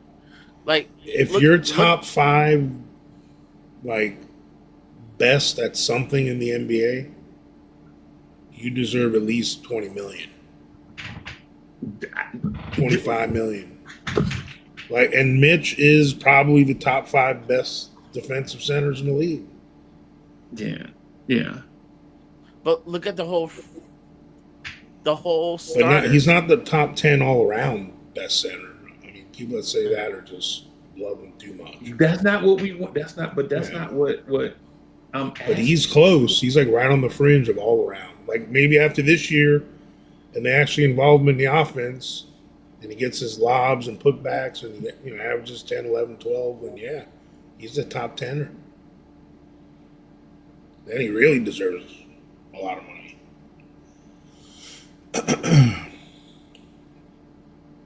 This is what I'm saying, bro. No disrespect, man. No disrespect, right? But Najee Marshall is a better player than Josh Hart, right? And Najee Marshall makes less money than Josh Hart. Najee Marshall basically does the same stuff that Josh Hart does, but better. And full disclosure, I'm a Najee Marshall fan. So that's why I say that. Hell yeah. So, you know what I'm saying? I've been saying Najee Marshall's name since, when did IKBM Dre start hanging out with us? Like 3.5 years, the Quentin Grimes draft? I think it was like the Quentin Grimes draft. IKBM Dre started hanging out with us, right? Even before then, I was like, hey, man. If you want to look like Cleveland right now, technically, they only got one center on their roster. Yeah. They got Jared Allen, and Mobley plays it when Allen's out. Yeah. But technically, Mobley's the 4. Yeah. And they got Larry Nance Jr. off the bench, and he ain't no real center. He ain't a center. Dang. And so if you think about that, the other team, who's the top team that we're in competition with, they pay $20 million a year for their starting center. Right. I mean, Jared Allen's a good comparison to Mitch. Would you say? No. I think Mitch offers a team more upside than Jared Allen. Mitch destroyed Jared Allen and I mean, they're pretty close. But at the same time. He destroyed both of them. Right. No, I'm not debating that at all. Yo, let me finish my. I just want to finish my. Let me just finish my thing because I don't want to sound just like a Mitch homer. If you put an Evan Mobley alongside Mitchell Robinson, what does Mitch look like? All of a sudden, all the stuff that we say Mitch can't do and all these things, you have a guy in in Evan Mobley that makes up for it. And so what I'm saying is when people say, Joe Montana is the GOAT, I would say to you that it's easy to look like the GOAT when you're throwing to Jerry Rice. That's what I'm saying. And John Taylor. Now, is Joe Montana the GOAT? Probably. Right? But it's like saying Tom Brady is the GOAT. Man, it's easy to say Tom Brady's the GOAT when you're throwing to Randy Moss and Rob Gronkowski. And now, in the early years, when he was throwing to Riche Caldwell, I dig it. A lot of y'all don't even know who Riche Caldwell is, whatever. He showed it to Riche Caldwell, went to our homeboy wedding one time. He was like, bro, is that Riche Caldwell right there? Coach, you remember Riche Caldwell from Florida? Yeah. Florida Gator receivers. He showed it to a wedding one time. But anyways, what I'm saying is Mitchell Robinson over the years has not played with a dominant 4 next to him. Like Mitchell Robinson years has been Julius Randle, some Cat, some Obi Toppin, and we're measuring like his impact on the game when he has to be the eraser for a lot of people's mistakes. Right. But what if Mitchell Robinson had an eraser for his mistakes? What would his value look like? And I know that doesn't sound fair because we're like, nah, you can't have an eraser for an eraser. Yes, you can. Yes, you can. Mitch evacuates the space so that he can switch on to SGA, and now you have a guy at the rim that is maybe 80% of what Mitch does. And the conversation looks totally different. Like, they actually he did get that vet extension, Jared Allen, that starts in 26. So he's gonna be going up to 28, 30, then 32. And we talking about Mitch not worth 30. And we talking about Mitch not worth. But I didn't say that. I'm not saying it's a personal worth or what he's worth to the team. But when you're talking dollars and cents, when they go to the thing, that's what they do. They look at production, and Jared Allen's been 14-10 last year. You know what I'm saying? So it's like, I know it's not always about the numbers, but that's all they have to compare sometimes. Yeah. You look really good in that series against so-and-so, but the stats aren't showing it. It's hard. Right. They like to show the proofs in the pudding, like when they're signing them checks, Yeah, it's what you're worth around the league. Like if the Knicks lock up Mitchell Robinson at a big number, like to the Knicks it don't mean much. It's hey, we're over the cap. Don't matter. It's just more money out of Dolan's pocket. Don't worry about it. But if they ever want to move him, and at that big number, a lot of teams would be like, you got picks to throw in? Because that's a big number. And I'm going to look at his history. And I'm going to like, yeah, he don't have the history for me to be giving up anything of value at that point if you're going to give him a big number. So I think it has a lot to do with what his value is around the league. How quickly can he be moved? Right. I mean, I think he's going to be 10-10 with 2 blocks and a steal in 25 minutes a game. And that's going to be amazing to have from him. I mean, I'll be happy if that's what he gets. 70 games. Coach is basically saying, if he only provides greatness, I'd be excited. I know he does. When he plays, he does provide high level basketball. That's never been my gripe on him ever. As long as he's great. But here, that's not. I didn't think we were disputing that here. Yeah. It just comes down to like. Obviously, they're going to have patience when someone's better. Just like if someone's a bad apple. Look how many breaks and chances Lawrence Taylor got. Oh. I mean, look how great he was. Don't stop. Don't go there. Don't go there. In life. Don't go there. In life. No, I'm just talking about like Lawrence Taylor got. Even Bill Parcells said it in interviews. Different rules apply to Lawrence Taylor. Because he's Lawrence Taylor. You know what I mean? Just like when you have a really good, talented player, they're going to have more patience with their injury history or other things that are going on because of how good they are. Yeah. And that's where we're at it with Mitch right now. Because he's so good, I mean, that's just it. Like Lawrence Taylor used to fall asleep, come late to meetings and whatever. And they gave him a pass because he's Lawrence Taylor. Because he's beyond coaching, bro. Exactly. He's beyond. Lawrence Taylor was beyond coaching. What can Bill Parcells tell? What could Bill Belichick and So I did an interview with a former Giant great, right, a Hall of Fame Giant, bro. On their coaching staff, at one point, they had, and I don't know if it's official. I'm just taking the word from someone. On their coaching staff, underneath the head coach, they had Bill Parcells as the defensive coordinator. Mm-hmm. They had Bill Belichick. They had Marty Schottenheimer and Bill Cowher, right? And you got all those dudes, like you legit have all those dudes in the meeting room with Lawrence Taylor, and they like, hey, LT, man, we need for you at the snap, we need for you to stay flat and cover the flat, because they like to throw to this running back that catches out the backfield. And then the game starts, and LT is like,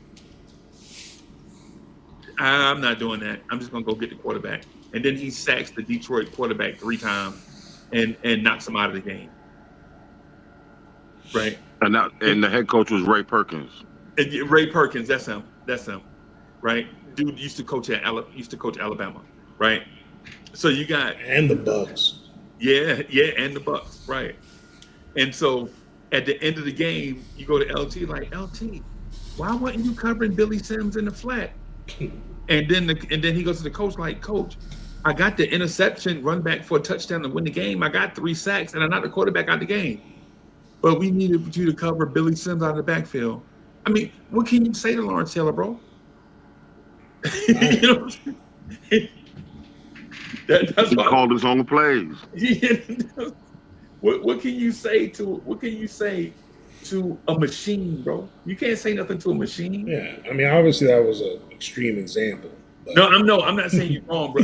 I'm not saying you're wrong. I'm saying that you're absolutely right. Is what I'm saying. Yeah.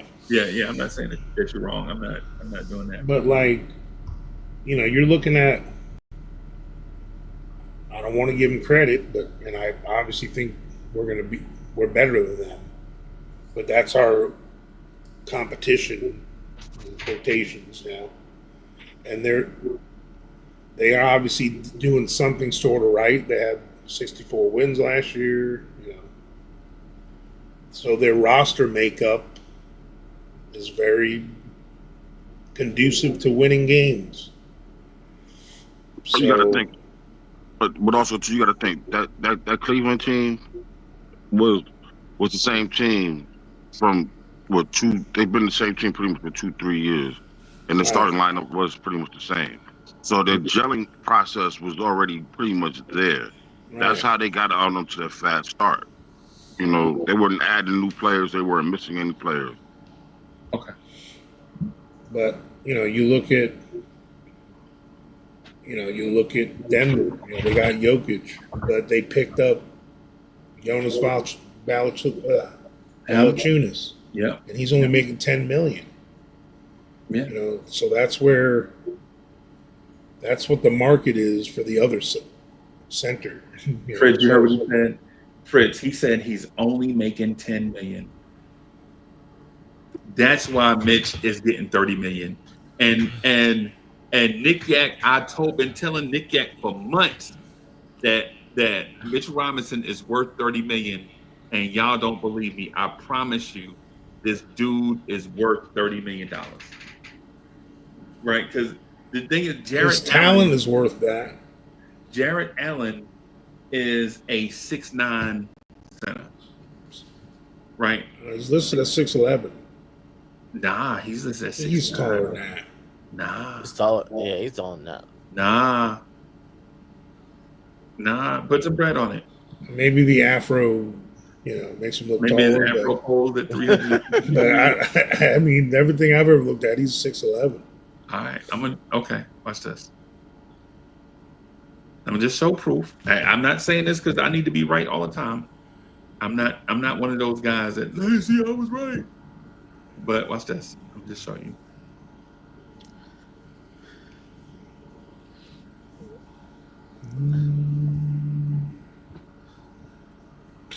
I don't ever go by ESPN. They're horrible at their stuff. Why do they have him at 6'9"? Hey, bro. That's what I was going by when I said it. I don't know how tall he is. I'm just going by what ESPN is saying. Right. But the same site that has him at 6'9", 243 has Mitch Robinson. Has Mitch at, let me see how tall they have Mitch. They have Mitch at 7 foot. Yeah. See what I mean?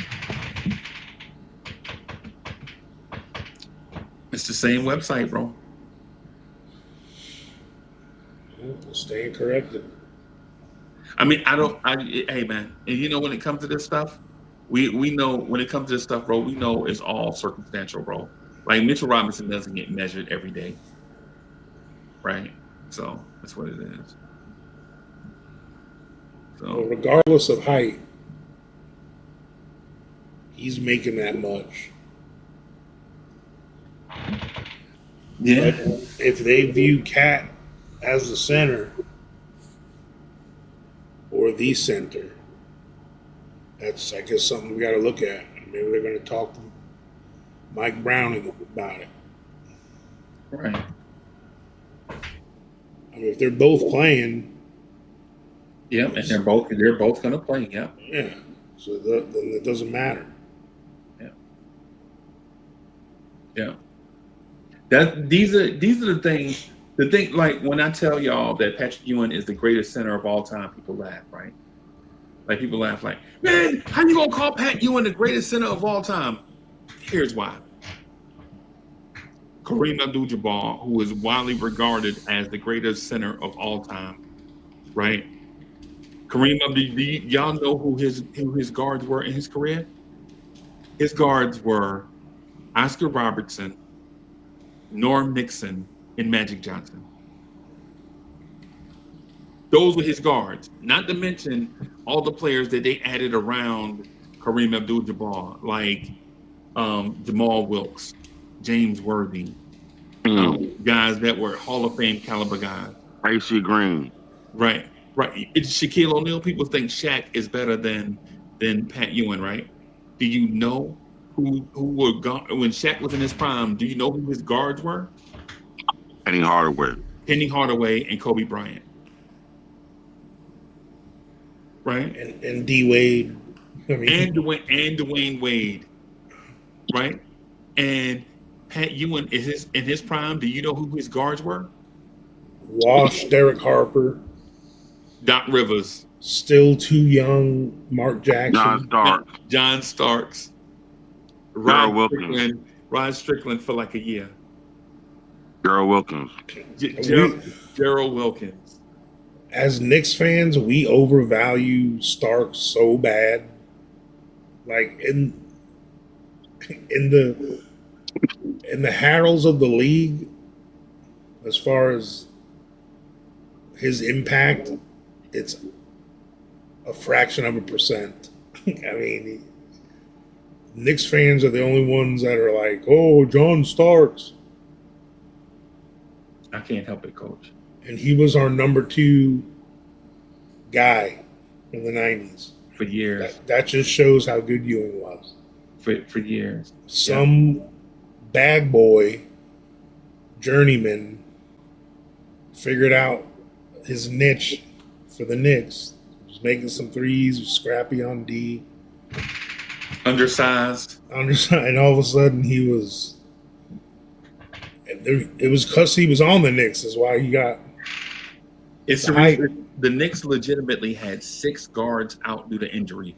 Is the only reason why John Stark made his professional debut against Michael Jordan. But right? You know what though? I was Pat Riley too. A lot of that was Pat Riley. Yeah. It was Stark's sanity. Yeah. And he stayed with it. Like he was the first Linsanity thing to happen. Yeah. But they kept him and got rid of Jeremy Lin. I was a part of it. I bought the John Stark sneakers, bro. I bought the Kevin Johnson Nikes and the John Starks Nikes on the same day. You remember Kevin Johnson? Hell yeah. Yeah, I bought both. Yeah, I bought both sets of Nikes on the same day, bro. Oh, Kevin Johnson was... That dude was special. Hey, Fritz, you got a moment? Yep. I want to do a list. Yeah, Fritz, have you ever done a list with me before, bro? Yeah, I wanted to get with y'all on that scoring list last night, but I had to go halfway through. But I would like to do a list. Right? I would like to do a list, right? Mm-hmm. But here's my thing. Listed. Yeah, I stayed listed, bro. Yeah, man. And just the thing about Pat Ewing, I just want to say this to everybody. I'm a Pat Ewing homer, right? You never met a Knicks fan that's a bigger Pat Ewing fan than I am, right? I don't care what you say. I watch all Pat games. I know all Pat's moments, right? I remember games when we couldn't get the entry pass to Pat because of the pseudo double teams, right? The illegal defenses that wasn't called, and so now you got to swing it to the backside and hope Anthony Bonner knocked down some jump shots. I remember those days, right?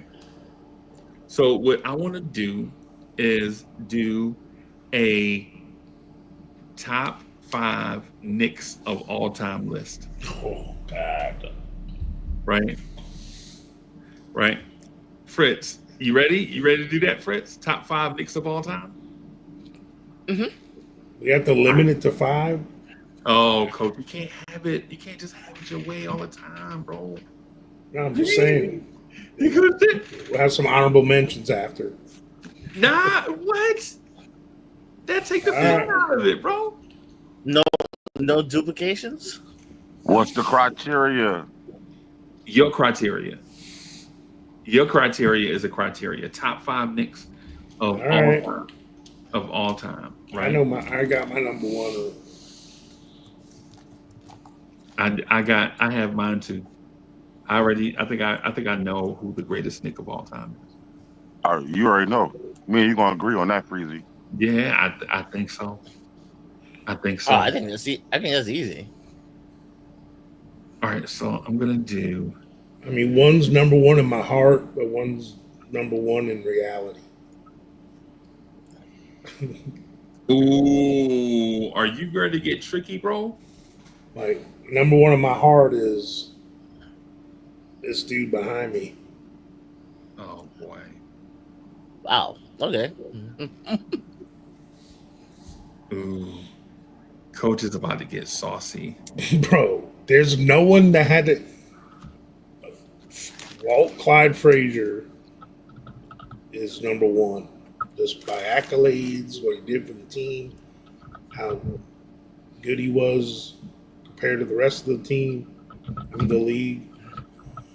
But he had a lot more help than Pat did, just saying.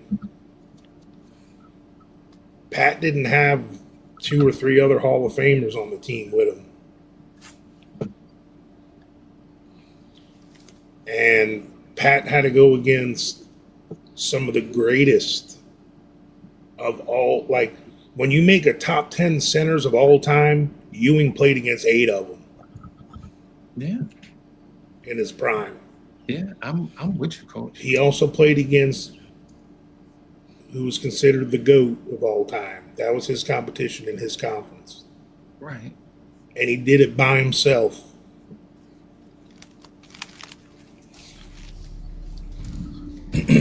Wow. Like, think of Pippen, Rodman, even down to Horace Grant.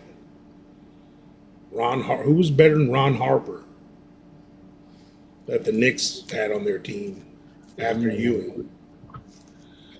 I mean, you're talking about a guy that took Michael Jordan to the brink. To the woodshed, bro. That dude was taking Mike to the woodshed. Yeah, bro.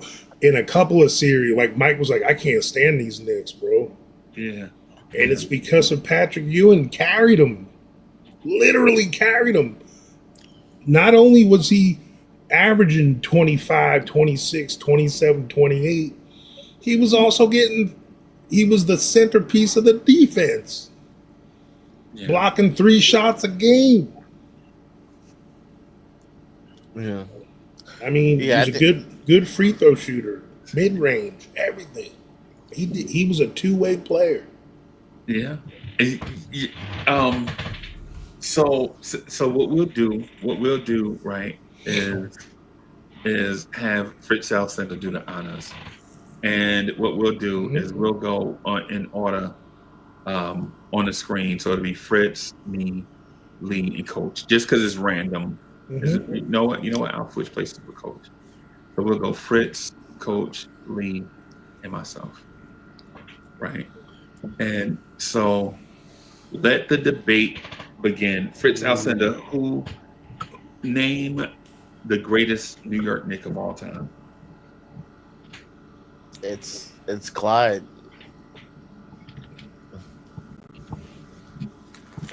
Clyde has to be.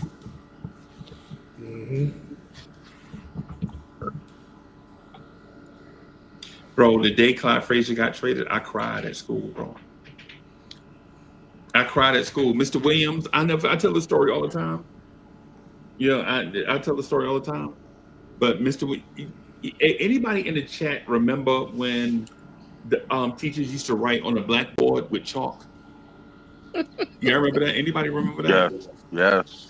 And they used to pick somebody to clap erasers. They're like they'll be like, hey, Jermaine, go Clap erasers and watch the chalkboard for extra credit. Yeah. And yeah, they'll be like, Jermaine, go clap the erasers. I'd be like, Mr. Williams, you know I clap erasers, bro. I was like, oh yeah, Uncle Freezie, go clap the erasers. You know what I'm saying? Jermaine be looking like, it ain't fair. They should give somebody else a chance. Shut up, Jermaine. Right. You know what I'm saying? So, but anyway, Mr. Williams, I walked up on Mr. Williams. He was in the courtyard smoking a cigarette, right? This is back when you could smoke in a kid's face and blow smoke in their face. We didn't know nothing about secondhand smoke. We didn't know nothing about it. So I walked up on him and all the teachers were mad, coach. I'm like, hey, why y'all out here smoking, bro? We in class. Shut up, Uncle Freezie. Why y'all mad? Why y'all mad? And they're like, the Knicks just traded Clyde Frazier. And I was like, what'd you say? And he was like, you heard me. The Knicks just traded Clyde Frazier for Jim Clemens. And bro, I spent around in a circle and laid my head on my desk and cried like a baby, bro. Like legit, I put y'all don't know what putting your head. Y'all may not be old enough to understand what putting your head on your desk mean from back in the day.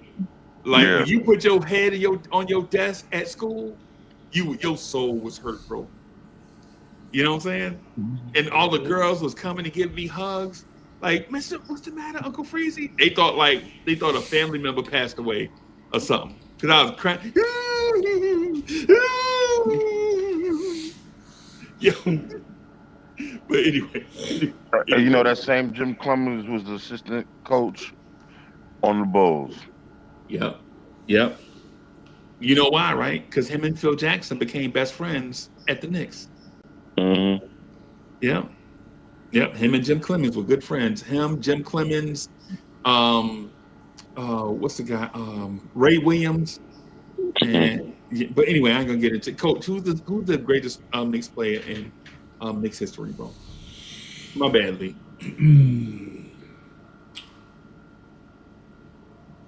I mean, this list about to get mad disrespectful. I already said it, bro. I mean, the franchise's all-time leader in points, rebounds, blocks, steals, 11-time All-Star, 7-time All-NBA, Hall of Fame, Patrick Ewing. Oh, I thought you was talking about somebody else. I mean,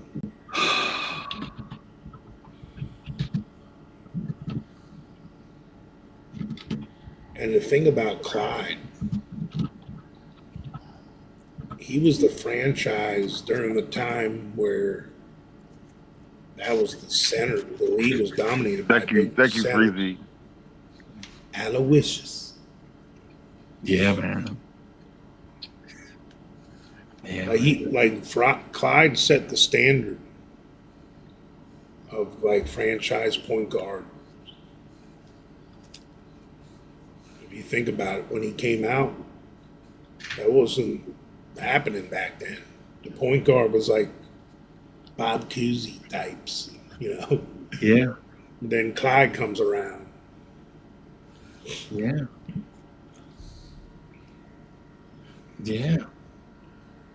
This list is about to get majorly disrespectful, bro. I mean, there's not much other selling I can do for him, for Ewing. I don't know. I think a lot of people look at Ewing's averages and they're not blown away by them. But you got to think about how many possessions they had. The Knicks slowed that game down so much. Oh, yeah. If you're scoring 25 points a game and you only scored 85. Yeah, exactly. That's a big score. Like it's not big number, but the way they was playing them big numbers. And you have to look at those numbers that were tacked on at the end of his career when Pat Ewing was 36, 37, 38 Yeah, years those old. last 4 or 5 were his average. Yeah, those last 4 years really hurt his legacy. But he was still a good player, though. I'll put it this way: they have you guys know about that win shares stat? Yeah. Patrick Ewing is number 1 in the Knicks all-time win shares at 123. Wow. Second is Frazier, 108. That's crazy. And then it drops down to Willis, 75 after that. Oh, before you say other names, I just caught myself. I got you. Yeah, no disrespect. I just didn't want to taint the draft pool, right? Lee, who's the greatest Knick of all time? He just said the captain. What a Jalen. Okay. Yes, sir. That's a good one. The battles between him and what's my man from the Baltimore Bullets? Yeah. What's the Afro? You talking about 6'9" and 6'7" banging. Wes Unseld. The West Unseld, yes. My dad used to say, sounding like thunder and lightning hitting each other. Yeah. Yeah. Only Knick to win league MVP. Nah. Bob McAdoo. 1975.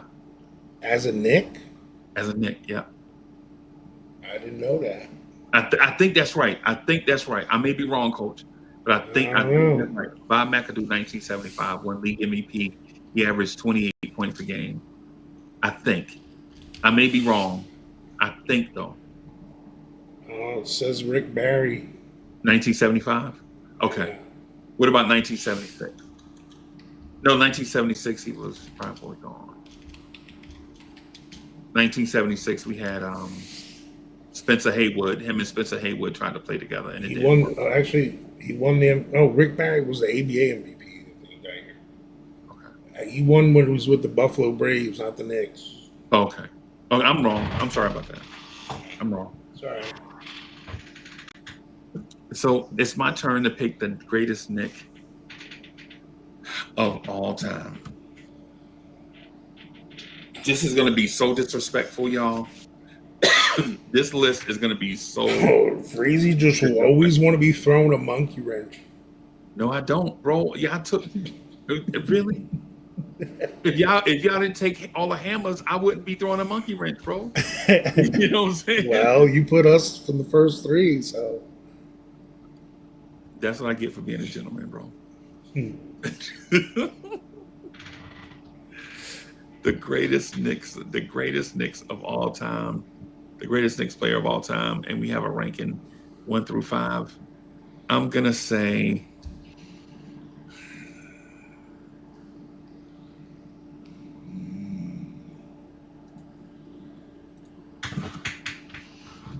I'm just gonna do it. Oh, you asked me this after this season, he might be higher on the list. Hey, man. Hey, and so I want the chat, because all of us, the panel picked, they had their own pick, right? Right? I'm going to ask the chat to pick the 5th best or the Knick they want to see on this list. Chat, tell me who y'all think should be on this list. Is it? It's going to be crazy. This is going to be crazy, right? Is it Bernard King? Is it Carmelo Anthony? Is it Richie Guerin? See, the thing is, for me, Is it Allen Houston? like the Mellow Houston, like that group, like they came later, and they weren't here long. You know what I'm saying?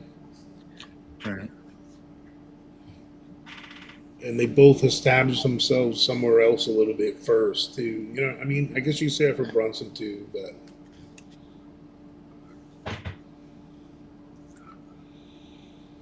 like Melo stayed the same. He stayed mellow. I guess you can argue Houston got a little better here because he got a little older. But what Brunson's done, That's why I didn't pick Carmelo, coach. Because Carmelo could score and he was exciting, bro. But we didn't win with Melo, bro. And there's no disrespect to Melo. Because he did everything he could do with bad roster and a dysfunctional organization. yeah. And then the one year we did win some, he was hurt for a lot of that season, and it was a shortened season. Yeah. I'm not knocking Melo down. Yeah. Right. I'm glad Melo wanted to be here, but he just didn't win nothing, bro. There was no They did him dirty. Finals. They did him dirty. No, Yeah. but No, you know, well, he did it. I'm telling you right now, no, it was a combination of both. They both did themselves dirty. But No, also, they promised. They promised the big Huh? three. He never got a big three. Nah, They promised a big three. Yep. I mean, did Ewing have someone as good as Amari Stoudemire play with him or Tyson Chandler? No. The closest thing to Tyson Chandler Ewing had was Camby when he was old. The one I think there was a year when the Knicks had 3 All-Stars where it was like Pat, Oakley, and Starks. I think it was 94 when they had 3 All-Stars. But still, even then, they wasn't All-Stars every year. They was just like one-time All-Stars. Yeah. Do you go with the, because if you go with the scoring machine model, if you just go with the scoring machine, right, now you're talking Richie Guerin, Carmelo, Bernard King. Right. Right. Because and if you're talking Bernard. like career resume and just as a player, yeah, Carmelo is top 5 talented Knick of all time. Yes. Yeah. I mean, what was that But- guard that played with I'm sorry, coach. The No, go guard ahead. that played with Walt, like on the 69 team. Nah, he wasn't. Nah, he ain't. You talking He was about a Doctor? Huh? You talking about Doctor? Golly, what's his name? Doctor. He just passed away. Yeah.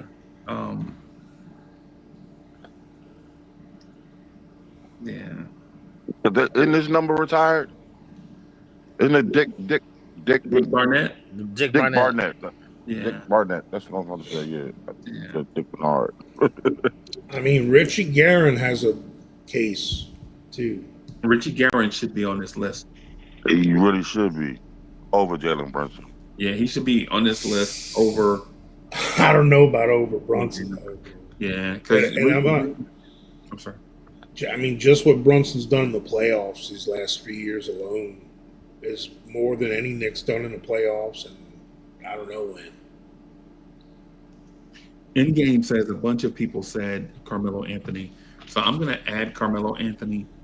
Though I'm going to dispute it a little bit. I respect Carmelo Anthony, and I always told my kids, whenever my first grandbaby show up, I want to name him Carmelo Anthony.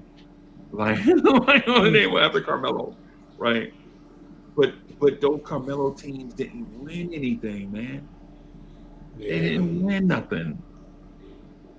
Y'all remember the year when we were supposed to blow out the Celtics because everybody was hurt or whatever, and that series wound up going like 6 or 7 games? Right. The year Amari broke his hand on the fire extinguisher because they wouldn't pass on the ball. Yeah, that was a sad time. Yeah. I mean, what about Earl the Pearl though, bro? No longevity. No Yeah, he wasn't longevity. Yeah. He was with the Knicks for what, 7 years? Pearl? Yeah.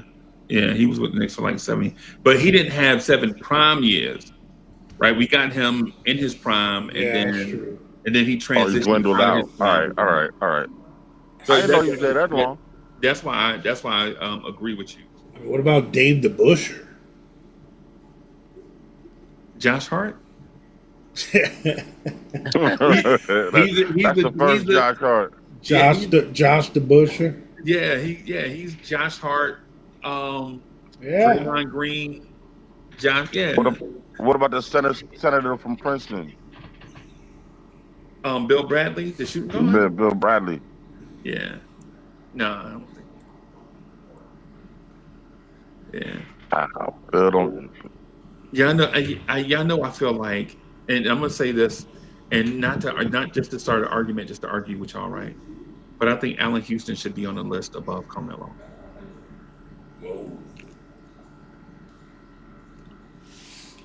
Hey, here's why I say that.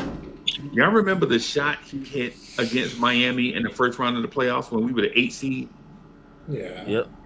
Anybody remember that? When Of course. the Knicks were legit an 8 seed. The Knicks were legit an 8 seed. They could have easily packed it in, let Miami win, and go home. Right? Like, the Miami Heat legitimately should be the 1999 NBA champ. Because they had a better team than San Antonio. Right? They legit. But we put some defense on Jamal Mashburn. Remember Jamal Mashburn didn't show up in that series? Yeah. It's because of the defense we put on Mashburn, bro. Yeah. Sprewell was phenomenal.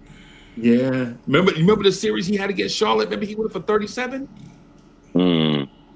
Man, if you think about it too, if Allen Houston's knees, bro, like, because he was still like ascending into his prime, bro. Right. And then like that, he was 27. Coach, when you mentioned that, he was. No, I'm sorry. He was 28 when that happened, bro. Yeah. And then, but his points per game ever since that kept going up, and he was like, I know the 02-03 season, I remember. He was like 22, 23 points a game. And then that following year, he got hurt. Yeah. And then he tried coming back a couple times, and then he just, 33 years old, done. Yeah, done. Yeah. And when you go to the game, when you go to the Knicks games, bro, Allen Houston will talk to you before any Knick in the organization will talk to you, bro. Like, Allen Houston legitimately is the nicest person in sports. I've been to games when the Knicks were getting their brains beat out, and Allen Houston is staying for the entire thing, watching it in the crowd. And you walk up to him like, H2O, what you would have done right there? He's like, man, you know me, I would have shot it. Like you know what I'm saying? Like, legit, the dude is the salt of the earth, right? Like, legitimately the nicest player. Him and Isaiah Hartenstein are probably the kindest professional athletes that I've ever come across. And y'all know professional athletes can be jerks, right? Like, ask any athlete from Florida. Any athlete from Florida, they are jerks, right? But professional like this guy, man, yeah. I mean, if you want to keep it a buck, he's probably the best. He's the most efficient shooter in Knicks history. Yeah. Like, his consistency. Like, he was at 40% from three and 86, 87%. He got over 90 a couple times free throws. Right. He was like automatic. Yeah, man. Son from Brooklyn, thank you for the generous contribution. Son from Brooklyn says, Allen Houston gave Shaw, Kobe, and the Lakers 53 in a Knicks win in Los Angeles. Yeah, man. Yeah, man. I legitimately, Allen Houston, man. And I also follow him on social media, bro. Everything is positive stuff from Allen Houston, bro. From Nashville. mean, let me see. No, I'm wrong. He's from Louisville. He the opposite of another famous person from Louisville. Like one dude from Louisville couldn't stop talking, and the other one is quiet as a church mouse, but the nicest man. Yeah, man. Yeah, man. So we had Melo for like 6.5 years. Yeah.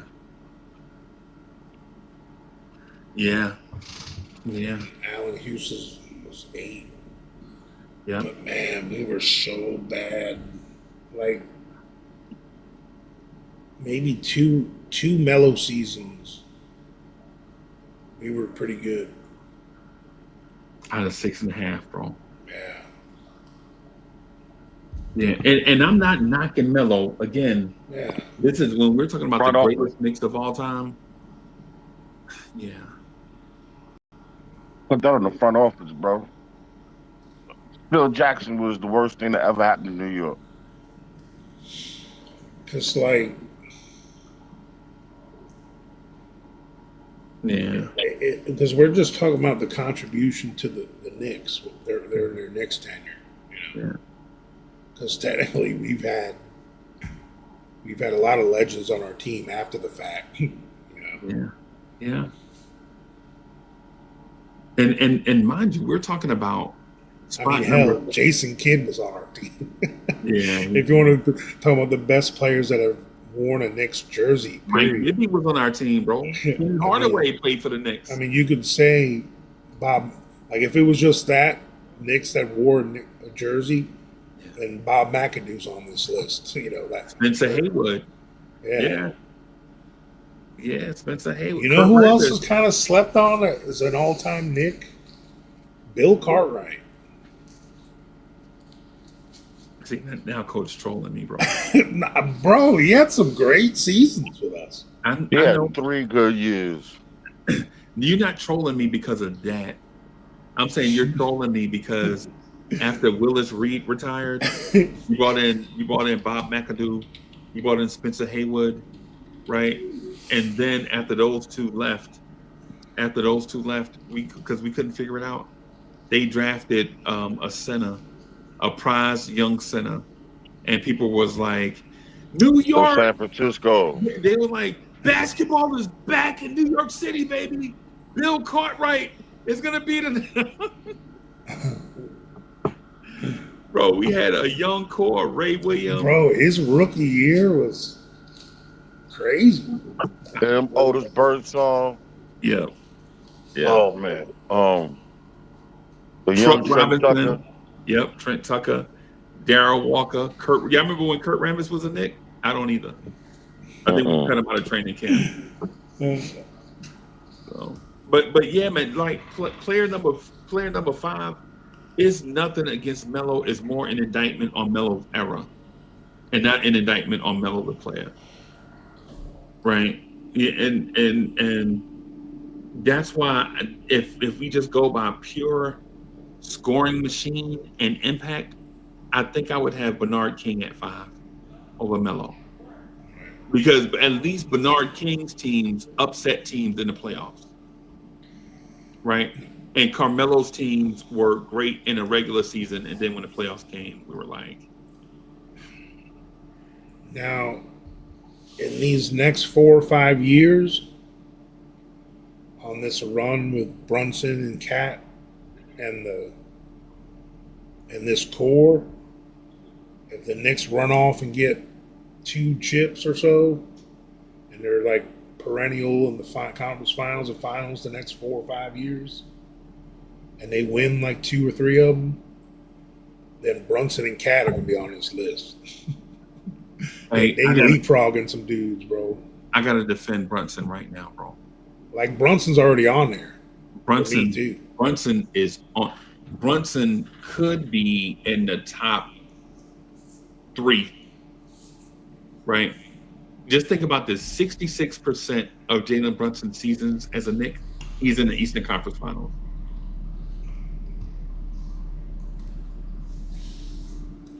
I mean, it's hard to get better than that because We can't say championships and then have Pat Ewing at number 2. Right. No, that's what I'm saying. If Brunson, as much as I love Pat, if Brunson and Cat win a chip and they stay together, numbers retired. Yeah, that's what I'm saying. Like they leapfrog Ewing for me. Yeah, they leapfrog at this point. Yeah.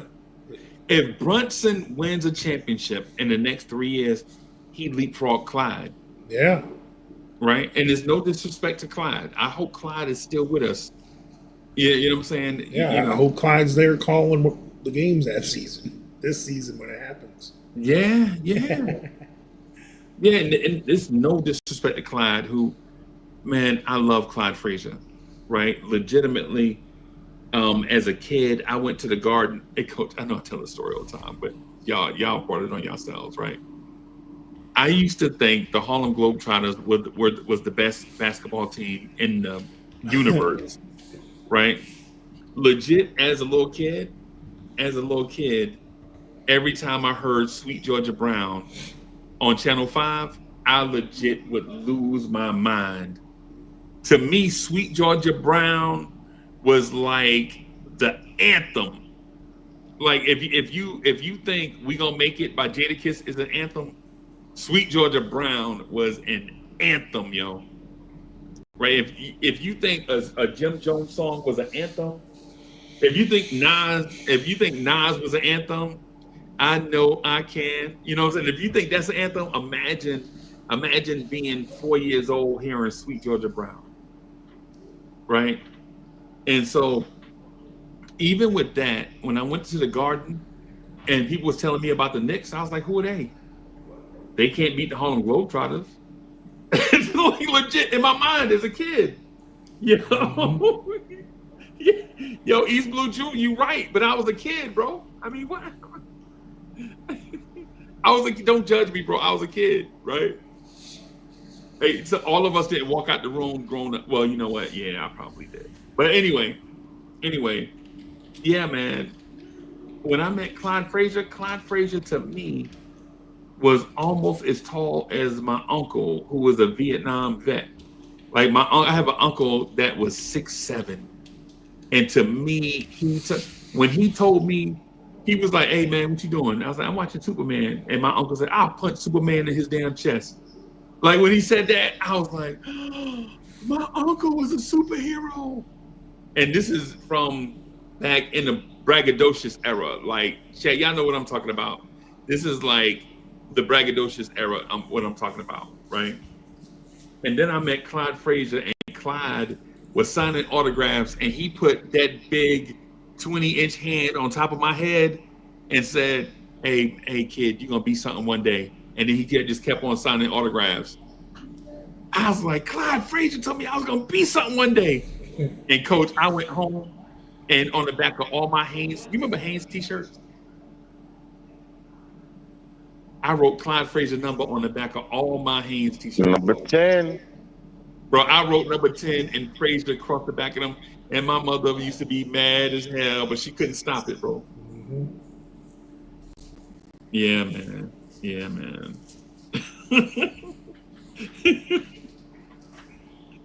Yo, yeah, but yeah. That's what I'm saying. Just about spot number 5.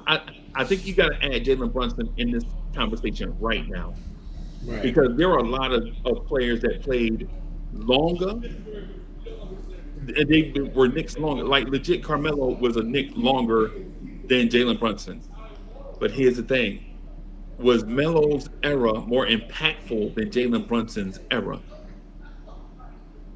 And if you have Carmelo Anthony on this list, then I feel like you absolutely have to have Jalen Brunson on this list. That's my take on it. Now, whether it's right or wrong is just how I feel. Now, are we pumping up Clyde's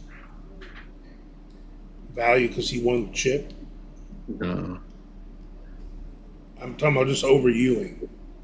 No, Clyde, I mean, as far as individual accolades and all that stuff, I mean, Ewing was in the top 5 MVP voting 6 times. Yeah. In a crazy era Yeah. of individuals. You know, Yeah.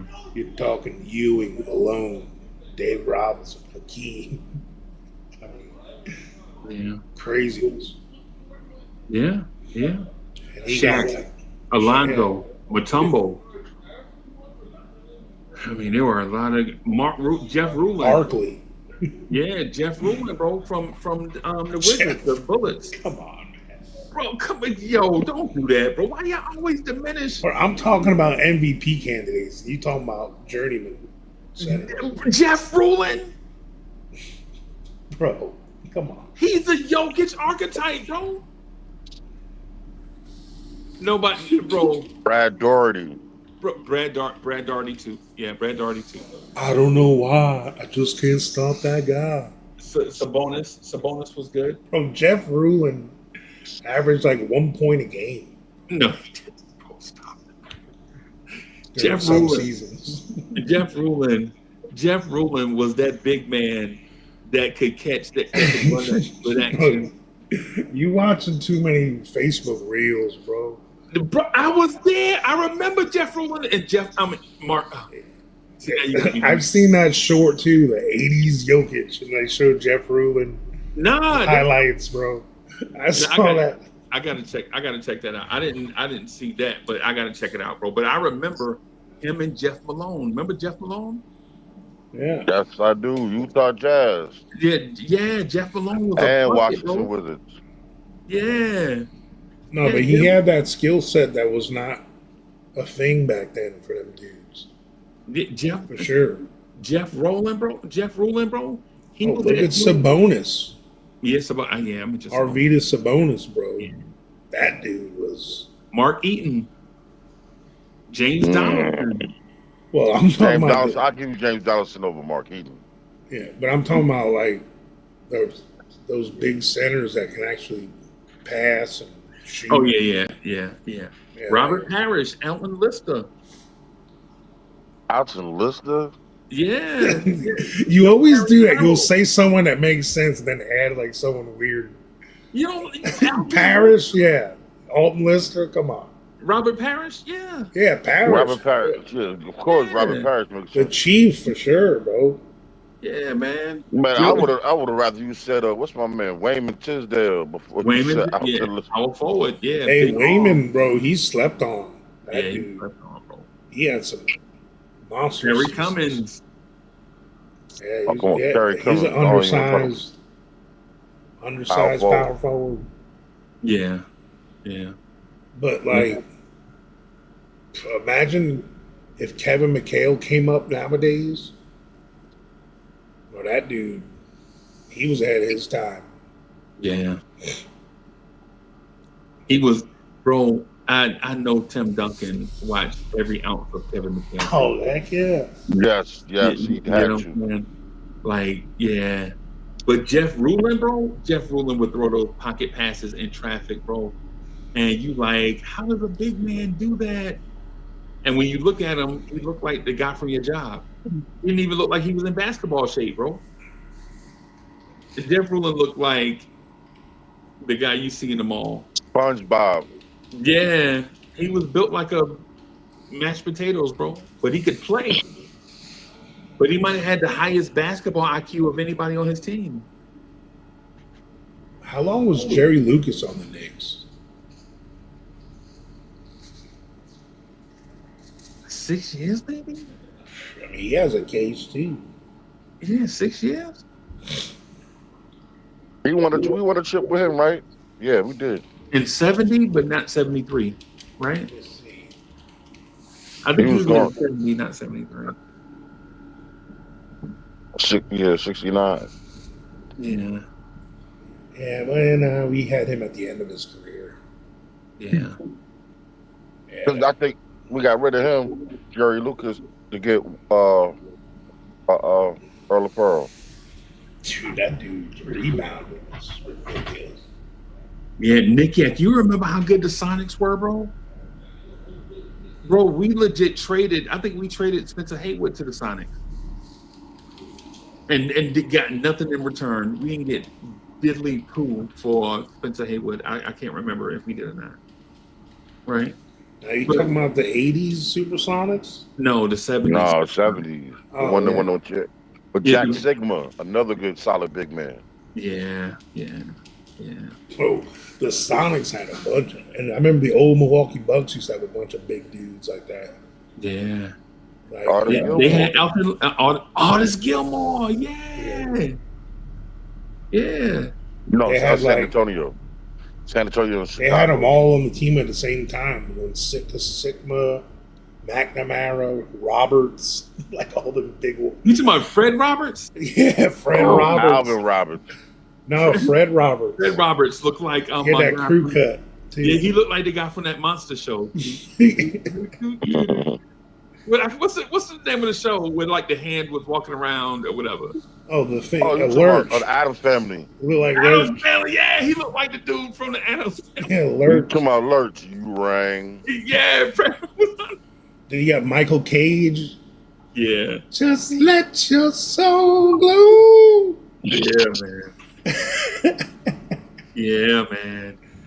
Bro, that's what. Bro, That's how he got his rebounds. If the Jerry curl juice got in the other guy's hands and eyes. Bro, that dude, and he was probably about Jared Allen size, maybe. But that dude played 6'9". hard, bro. He played hard, bro. I mean, the old, nah. yeah, the old I'll Sonics take it. team. I'll take Michael Cage over Alton Lister. Oh yeah. You take Michael Cage over Alton Lister? Yeah. Oh yeah. That's what. That's That's I never when thought they about had that Supersonics team had Dennis Johnson back then too, didn't he? Yeah. Before he went to the Celtics. Hey, what's your man name? You brought him up, and I looked him up. Your man with the headband. Before, he was right before Dennis Johnson, point guard. Freezie. For the Celtics? From the Sonics. You talking about Freddie Brown? Nah, he had the ball head. He had the ball head. And he used to wear the headband back in the day. I remember Ricky Pierce. Oh yeah, he could shoot, bro. Oh, that dude. He was with them. Ball head dude with headband. But that was in the 90s. Was it Richardson? No, like he was in the 70s. Oh, Gus Williams? No, he was out there with Gus Williams. No, He played you know- behind. hey, you know Gus Williams is from your neighborhood, bro. You know Gus Williams and Ray Williams are brothers. Mm-hmm. Like we drafted Ray Williams, and then Gus Williams was because they had a backcourt of Gus Williams, downtown Freddie Brown, and Dennis Johnson. I had to know, but before Dennis Johnson got there, they had another kid there. Oh, what did he? You talking about the point guard before Dennis You Johnson? talking about Lenny Wilkins? That's the point No. guard. Yeah, that's the point guard before. Slick No, Watts. He's talking about Slick Watts. Yep, Slick Yeah, Watts. Slick God. Watts. He was a defender, bro. He wasn't like you talking about Slick. Yeah, he was he was a defender, right? The guy that Downtown Freddie Brown. I remember they had him too. bro. When we were kids, bro. When we were kids, we would legit shoot jumpers from like 35 feet trying to be downtown. Yeah, Freddie Brown. downtown Mhm. Freddie Brown. Yeah. Mhm. Like when we were playing, like as fifth graders, bro. Like when we were like fifth graders, bro. We like downtown Freddie Brown. Yo, couldn't help it, bro. Like some players, you just even if when you were a Knicks fan, you just enjoyed watching certain players from other teams, bro. But no one ever mentions him, bro. He was good. With Freddie Brown, Hell yeah. he was our hero. For like 2 or 3 years, he was like, he lit it up, bro. I Yeah, he remember. was, bro. Yeah, man, that man was our. What's the point guard from the Wizards? The that used to play them in the finals. Because we liked him too. I just can't remember his name. When they were the Bullets? Yeah, when they were the Bullets, yeah. You got me thinking now. I'm talking when they were in the finals? Yeah, A point guard? yeah. What They year? 78 and 79. Oh. Now you got me thinking hard. Elvin Hayes was already there? Yeah, he was a center. I mean, he was a power forward. Yeah, no. But I'm saying it was like that Yeah, era, that team. Yeah. Phil Chenier, that's him. Yeah, son. Hey, son, Phil Chenier. Oh, Phil Chenier. Yeah, that dude was a bucket, bro. Phil Chenier. That's why I be saying, like, when people say stuff like, yo, man, such and such is the GOAT, bro, I promise y'all, there was some guys in the NBA, bro. Phil Chenier. Y'all remember the guy from Chicago, the shooting guard from Bob Love? Mm-hmm. Bob Love, they had a backcourt of Jerry Sloan and Bob Love, bro. They would give you buckets, bro. I know y'all beat you the hell up and beat you up. Bro, Jerry Sloan was no slouch. Yeah, Jerry Sloan, he was the slickest, most fundamental ball. He was legit a cross between Bob Cousy and JoJo White. Like, he could do the JoJo White stuff, but his mindset was to be fundamental like Bob Cousy. Like, you couldn't get the ball away from him, bro. Man, they had Bob Dandridge, too, at that time. Oh, Bobby Dandridge? Yeah. Bro, that dude's fire. That dude wore a size 47 shoe. Yeah. Well, how tall was he? 6'7", 6'8"? He was he was way ahead of his time, bro. That dude. He was a long wing, like, back then. That man's sneaker looked like a limousine. He looked like the letter L in his profile. No, you talk about a big man with some big feet, Bill Lanier. Bob Lanier. Oh, Bob Lanier. Bob Lanier, yeah. Him too. Now that was somebody who injuries took him out. Yeah. Bob Lanier was just like all arms and legs. He looked like a swing set, bro. Bob Lanier legit looked like a swing set, just all arms and legs, bro. Afro never out of place. Never. How about Tree Rollins? Yeah. Oh, Tree Rollins from down here, bro. You know Tree from down here, right? He is. Yeah, Tree from down here, bro. That dude ain't no joke, bro. You just can't. Tree might be 80 years old, bro. You still just can't walk. Bro, Mitch Kupchak was on that team. On which team? On that Bullets team. He was? Yeah. They traded Mitch Kupchak to the Bullets? Yeah. Well, no, he started off there. I thought he started off with the Lakers. No, he wound up going to the Lakers. Oh, okay. From Washington. Yeah. Oh, he was in the Pat Riley era. Mm-hmm. Okay, yeah, he was with the Pat Riley Lakers when Pat Riley was out there looking like he was out of Pat Riley was stiff. He's out there looking like Arthur Fonzarelli. Long ass hair, looking like a hippie. Hey. Yo, did you watch that Showtime on HBO? That bio series? No, I don't think so. I don't think so. Man, if it's not Knicks related, bro, I promise you. If it's not Bears related or Knicks related, bro, like legit, somebody told me to go back and watch the old Tampa Bay Bucks. Just go look at Tampa Bay Bucks highlights, like from the 80s. And it's like I wanted to do it because he was like, it's pure comedy. Like the Bucks would go 1-15, like or 2-14 back in the day, and they would have like a fourth quarter lead in every game, and then calamity would happen, like butt fumble or kick a fall down on a game when the field goal. Sound like the old Saints. Yeah, like yeah. Like they had the Bucks had a running back named Ricky Bell. I don't know if y'all remember. Yeah, I remember him. Right.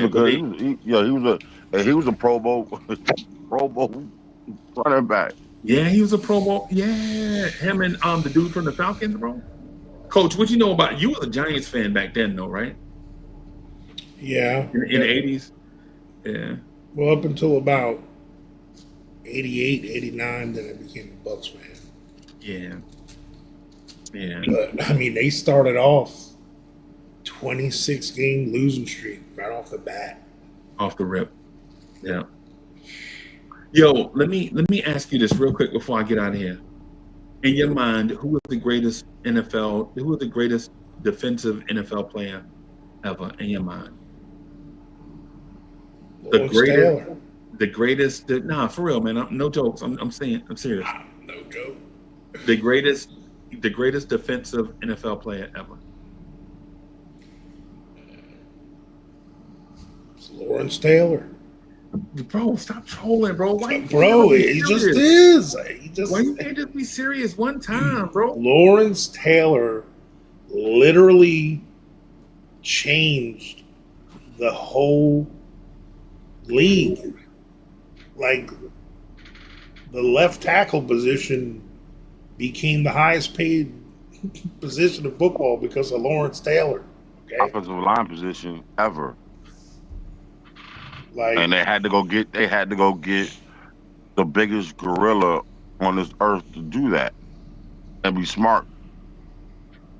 A close second for me is Reggie White. Man, come on, dog. What we doing, man? I just asked a serious question, bro. So you're not even gonna consider, like just asking. You're not even gonna consider guys like Bobby Bell. Bobby Bell was a weak side linebacker for the It's just hard to go that far back for me. I thought he was a middle linebacker. No, they had a Hall of Fame middle linebacker too. Yeah, they had two solid linebackers. Yeah. Bobby Bell was the first real nickel package linebacker that could cover everybody on the field and blitz. Like, the dude was like, I remember Alden Smith? Remember from the 49ers? Yeah. Like 6'6", 260, something like that. Like, he was kind of like that. Yo, you remember? You have to say Hollywood Henderson too. Bro, Hollywood Henderson, I think, gotta be. I ain't gonna lie to you. If you'd asked me 10 years ago who's the greatest defender of all time in NFL history, I would have said Jack Tatum. Right? And it's not because of like his knocking receivers out and intimidation, but because when you can do different things with safeties. Remember before Bob Hayes, teams played mostly man coverage. Remember that? Hey, that's your man. Just stay with him all across the field, blah, blah, blah. Jack Tatum and George Atkinson would like take turns being deep, and the other one would just go in a box and just knock Earl Campbell head off. Bam! Like, legit just taking turns. Right. LI1, I'm thinking Deion Sanders too. No, Deion's definitely. I'm about to mention that. Deion was all right. Deion could lock down a whole side of a field, but Lawrence Taylor could win the game for you. Sack the quarterback, cause the fumble, pick the fumble up, then run it in, and turn around, go back out there right after that, and then turn around, move, jump into the flats, then intercept the ball and take it back in. And return punts and kicks. No. Damn. You're not Deion? Okay. Look, I mean, I'm not Deion overall athlete, what he covering. He wasn't the best run defender in the world. He didn't put his shoulder there and, make tackles. Like LT, cover the pass, cover the back. He did everything. Right. But, and I know being a DB, that's not one of the because you're not really involved parts of your in resume. everything. Yeah, you're not involved. And Deion didn't tackle nobody really. How do y'all feel about Ed Reed and Troy Polamalu? Ed Reed's there. Up there. Like both of them. Ronnie Lott's up there. Yeah. I mean, you want to keep it a buck, Bruce Smith's up there. Bruce Smith is up there. Bro, Bruce Smith he's a 2-time defensive player of the year. He might be the best 3-4 defensive end. Bro, he's Better than Leonard Marshall. If it wasn't for Yeah. I mean George Martin. Yeah. George Martin in the Hall of Fame, bro. Yeah. He not better than Bruce Smith, bro. Bruce, that Buffalo Bills defense that had Mark Kelso and Darryl Talley and Cornelius Bennett and bro, y'all remember? Anybody remember Mark Kelso, the white safety from Buffalo? Yeah. He's a hard hitter. People used to be like, you know how they, man, you can't let me. Pete Metzelaars. Oh, matter of fact, hold on a second. Your safety coach, he's the John Lynch. John Lynch. Oh yeah. Well, out of the Bucks, the all-time Bucks, Rondé has a say in the DB conversation. He has the most sacks and interceptions of any player. Like as a corner. Yeah, like 2020 or whatever it is, 33, I think what it is. But and then obviously Derek Brooks is. I like Dwight Smith. Bro. You remember Dwight Smith? Oh yeah, he was just a flash in the pan. Unfortunately, he was a big safety, bro. Yeah. Steve Atwater. See now we. You remember him and Dennis Smith was the safeties in Denver? Yep. Yeah. Remember when he knocked out Christian Okoye? Yes. And he was never the same since he got rocked by him. Bro, Ray Lewis. Oh yeah. He's probably middle linebacker wise. He was overrated. He's the top now. I think. Listen. He's a product of some great D tackles.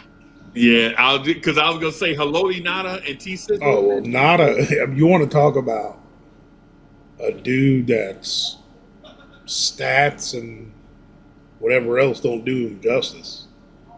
You want to talk to anybody in the league. You talk to any offensive lineman in the league when Haloti Ngata was playing, no one wanted to block that dude. Nobody. Bro, he was 290 and he was more than that. Yeah, bro. Definitely. Man, that dude was running a 4.6 40 at whatever he weighed, bro. 4.6 at whatever he weighed, bro. Whatever his weight was, bro. 4.6. Oh yeah, Simeon Rice. 350. Yeah. But I mean, Bruce Smith's the all-time sack leader, dude. Yeah. I mean, 2-time defensive player of the year as well. That's I mean, so was LT, but LT was too, and the league MVP. Oh yeah, no, LT for me he's head and shoulders. There's no. And everybody else is honorable mentions. I mean, if I want to give some newer guys some credit, like Aaron Donald did himself. He's definitely up there. Aaron Donald has had linemen afraid to get snatch swim. Like he created his own move to beat centers, bro. He just grab you and swim. He's like the dude. He could beat linemen in less than a second. Right now, I know LT was intimidating, right? But one could say, somebody that watched football a long time could say, Pat Swilling was pretty good doing the same thing LT was doing. Oh yeah, but he was doing it with the dome. Him, Von Miller, Von Jackson. Von Jackson. No, Von Dunbar. And it was Vincent. It was Sam Mills. Pat Swilling. Ricky Jackson. And Von Dunbar. It was Von something. It was Von. Yeah. I think so. And Pat Swilling. I remember. What you call it? Oh no, it was Vaughn Johnson. Yeah, Vaughn Johnson. That's his name. Vaughn Johnson. Yeah. That's his name. I remember there were like 2 common names, like Jackson and Johnson or something. Yeah. I remember what you call said, yo, hey, You can leave your jersey right. You can take your jersey with you and go on down to New Orleans because they got another number 56 down there that I prefer to have right now. Right. That's what that's how Bill Parcells had the coach Lawrence Taylor. Yeah. You know what I'm saying? Like you throw a rock in his shoe, you know what I'm saying, to really like agitate him. Right. Because that's how you got that man to, you know what I'm saying, Motivate motivate him. Man, I mean, no lie, the Pittsburgh Steelers defensive line with L.C. Greenwood and Dwight White, bro. Oh, Mean Joe Green.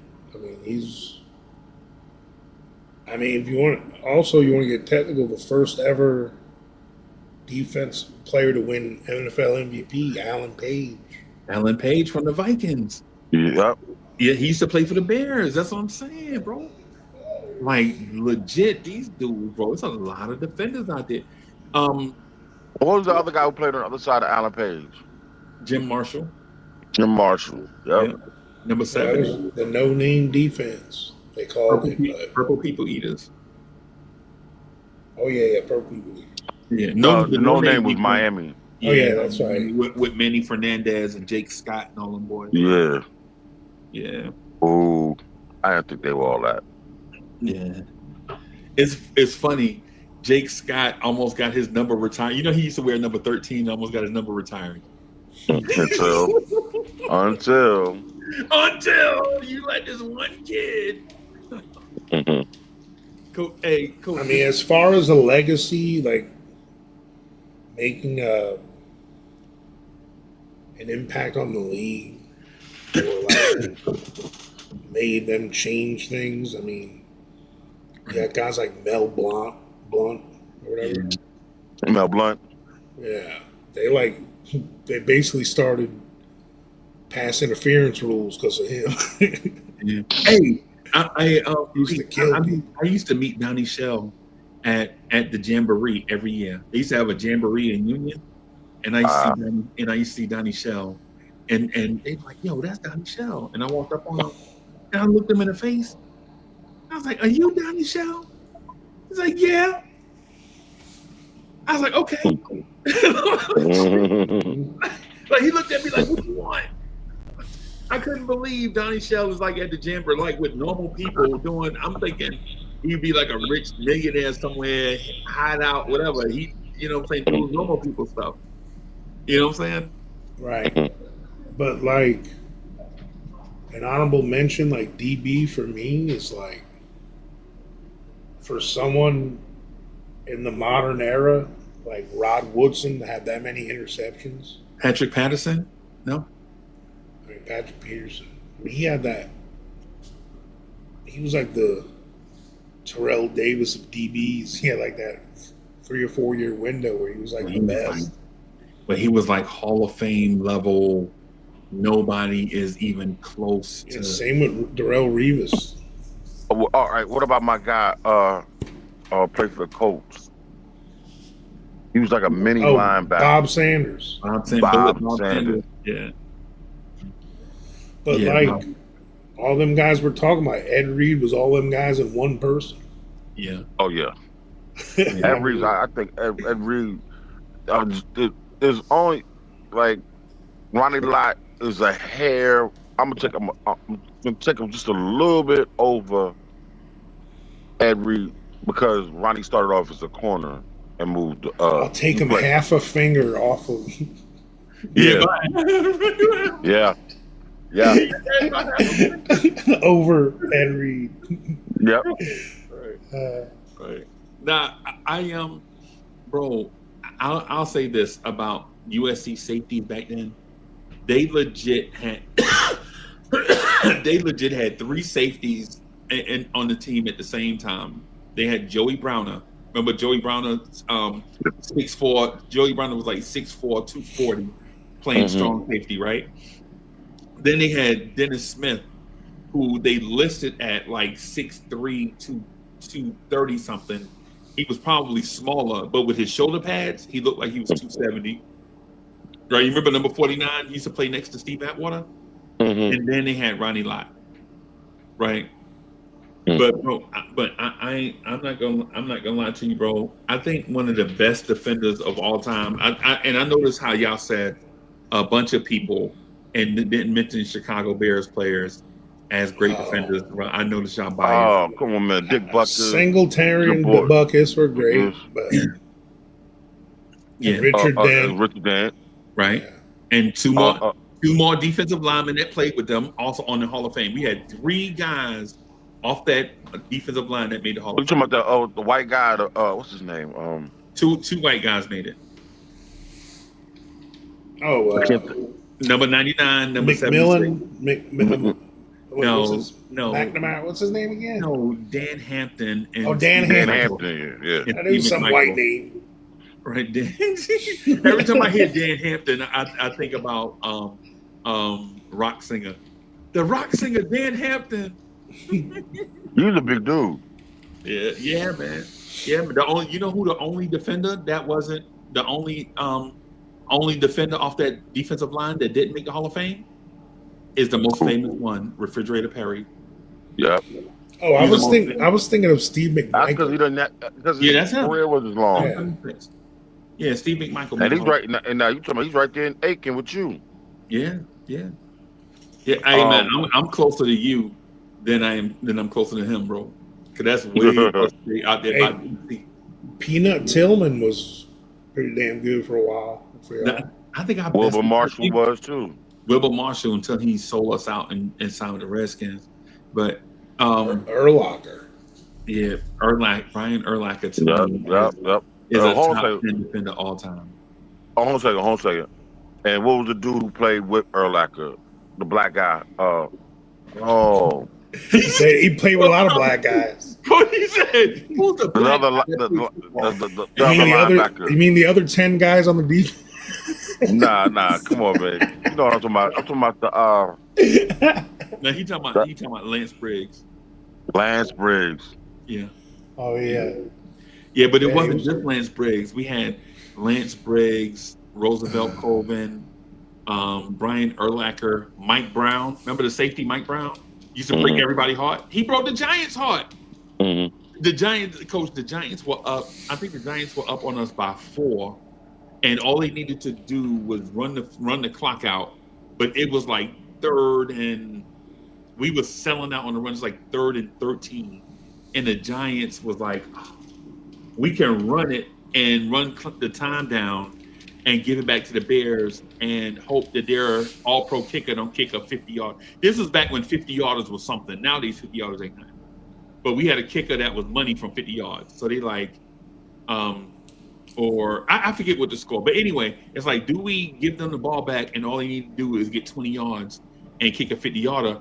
Or do we try to complete this pass and ice the game with our running game? This is when the Giants used to have a running back that was like 270 pounds, and he was just hard to tackle, right? And he was killing us the whole game. And their quarterback, I think it's like number 10 something. He threw a pass in a flat, and Mike Brown picked it off, ran it back for a touchdown, and we walked off the Giants. I think it's the same season.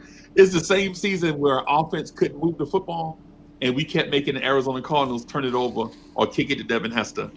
Like legit, like every time they quarterback, I think their quarterback was Matt Leinart or something. Every time we got back the pass, we would pick them off and run it back for a touchdown.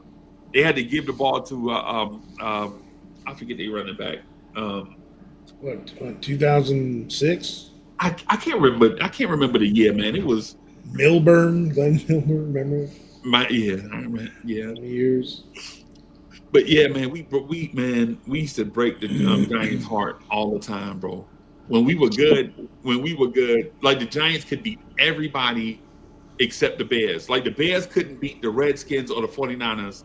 The Giants could beat the Redskins and the 49ers and the Eagles, but the Giants couldn't beat the Bears, which was weird. Because we couldn't beat the Vikings, but the Giants could beat the Vikings. Like when they had Tommy Kramer and Herschel Walker and all them guys, Anthony Carter. The Giants could beat everybody except for us. And we could beat the Eagles and the Giants, but we struggled against everybody else. And that was when every year we would say, "Yo, we can win the Super Bowl if we don't play such and such teams." Lee, you remember that? Remember when teams used to be built to beat certain teams? Yep. Like our team was built to beat the Rams. Like we would destroy the Rams back when they had The St. Louis Rams at the time. Yeah, they had Eric Dickerson, Flipper Anderson, Jim Everett, Oh, James Lofton. Yeah. Yeah, man, we would bully them. Like we would just bully them, bro. And we would legitimately destroy like all the finesse teams. The Bears would. I remember. I think I remember Danny White took a sack for like 23 yards, bro. Like they snapped the ball and he saw everybody coming and he was Cowboys. How about the Cowboys? Yeah, man. Danny White. Yeah. Oh man. my God. Yeah, man. It wasn't Mitch Trubisky's fault in 2018. No, that was our kicker's fault, right? Is that the year the double doink, the kicker? Yeah, double doink. Oh my God. Well, y'all had that. Khalil Mack was just. Khalil Mack. That's somebody who should have been a Giant. Yeah, man. And he's still playing? No, he's not. He's still playing. He hurt right now for the Chargers. He back with the Chargers, but he hurt. Wow, he's still playing. Yeah, he's still playing, bro. University of Buffalo. Yeah, man. Yeah, the Buffalo Bulls. The Buffalo Bulls. That's crazy. So, Coach, I just wanted to say this, man, just real quick before I get out of here. The greatest safety tandem. A dude told me legitimately. A dude told me with a straight face. You know how y'all know how I work. I got nationally. I got people nationally on our team. We communicate, in teams and all that. A dude gonna tell me with a straight face the greatest set of safeties to ever play in the NFL. Cam Chancellor and Earl Thomas. I mean, Are you serious? They're pretty good. They were pretty good, serious, but bro? they had their run, but they was a short run. Ronnie Lott and Dwight Hicks, pretty good. Yeah, and Thane Gash. You remember Thane Gash? The dude, he couldn't cover, but he would knock everything out. Atwater and Dennis Smith. Yep. That right there is like, whoa. Yeah, man. I mean, if you want to keep it a buck, Ryan Clark and Palomalu. What about Mark Collins and Dave Dewison? Not bad. Yeah. Mark Kelso and I forget the other guy's name, but it was Mark Kelso and another guy in Buffalo. I see his face, but I cannot remember his name. Oh, Lee, guess who I'm friends with on Facebook? Who? Mark Maddox, the linebacker from the Buffalo Bills that played in that era. Okay. I met him never in person, but I met him on Facebook through one of my bosses, whatever. Mark Maddox, bro. Wow. You know who they said was a jerk? The worst professional athlete you probably ever want to meet in your life? Who? Don Beebe. I believe that. You remember, Coach? You remember Don Beebe from the third receiver, the slot receiver from the Bills? Yeah. Oh wait, I was on mute. What did you miss? What'd you ask? Oh yeah, I forget. Yeah, people keep telling me Don Beebe is the worst human being, like the most arrogant human being you ever want to meet. What? Yeah, Don Beebe, bro. I believe it. Yeah, the Eagle safeties. Y'all remember them? Dirty Andre Waters and Byron Evans.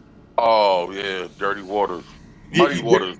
Yeah, Dirty. Yeah, that's him. Dirty Waters. That's him. You remember? Lee. I know you remember this. They put out both Giants running backs in Veterans Stadium in the same game. Oh yeah. And you know how they did it, right? Going for the knees. They hurt. I remember when they hurt Rodney Hampton. Rodney Hampton was cussing their ass out. The cart was coming on them, taking them off, and he was pointing.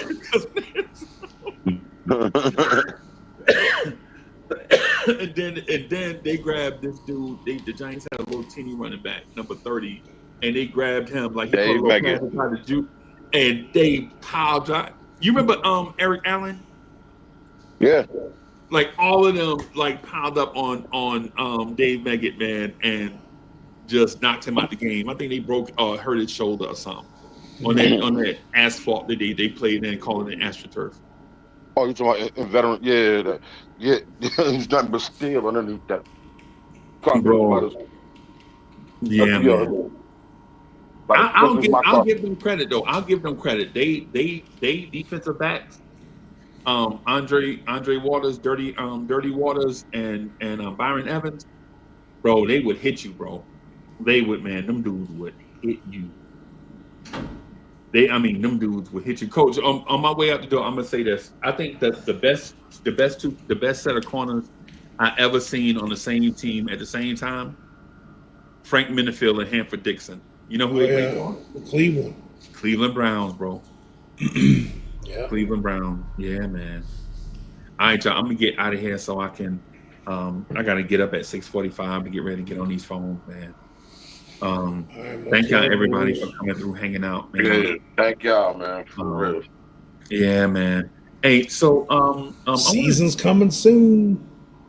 So bro. Tomorrow's the dress rehearsal. We're gonna watch playback or I forgot we had a game tomorrow. Yeah, of course. Yeah, of course. What time is that? I'm not sure, but I already have it set up on playback. I did it like a week ago. I saw all the games and I just set it up. So thank y'all everybody for coming through and rocking with us on our way to 250,000 subscribers, y'all. We'll see. We gotta have to work first. Yeah, we gotta have to work coach like a dog, bro. We're gonna have to work Corey Lee overtime. All right, y'all. I stand out there with the hat and the cup. Jingling. Hey, with the bell. Stand in front of Walmart. All right, y'all.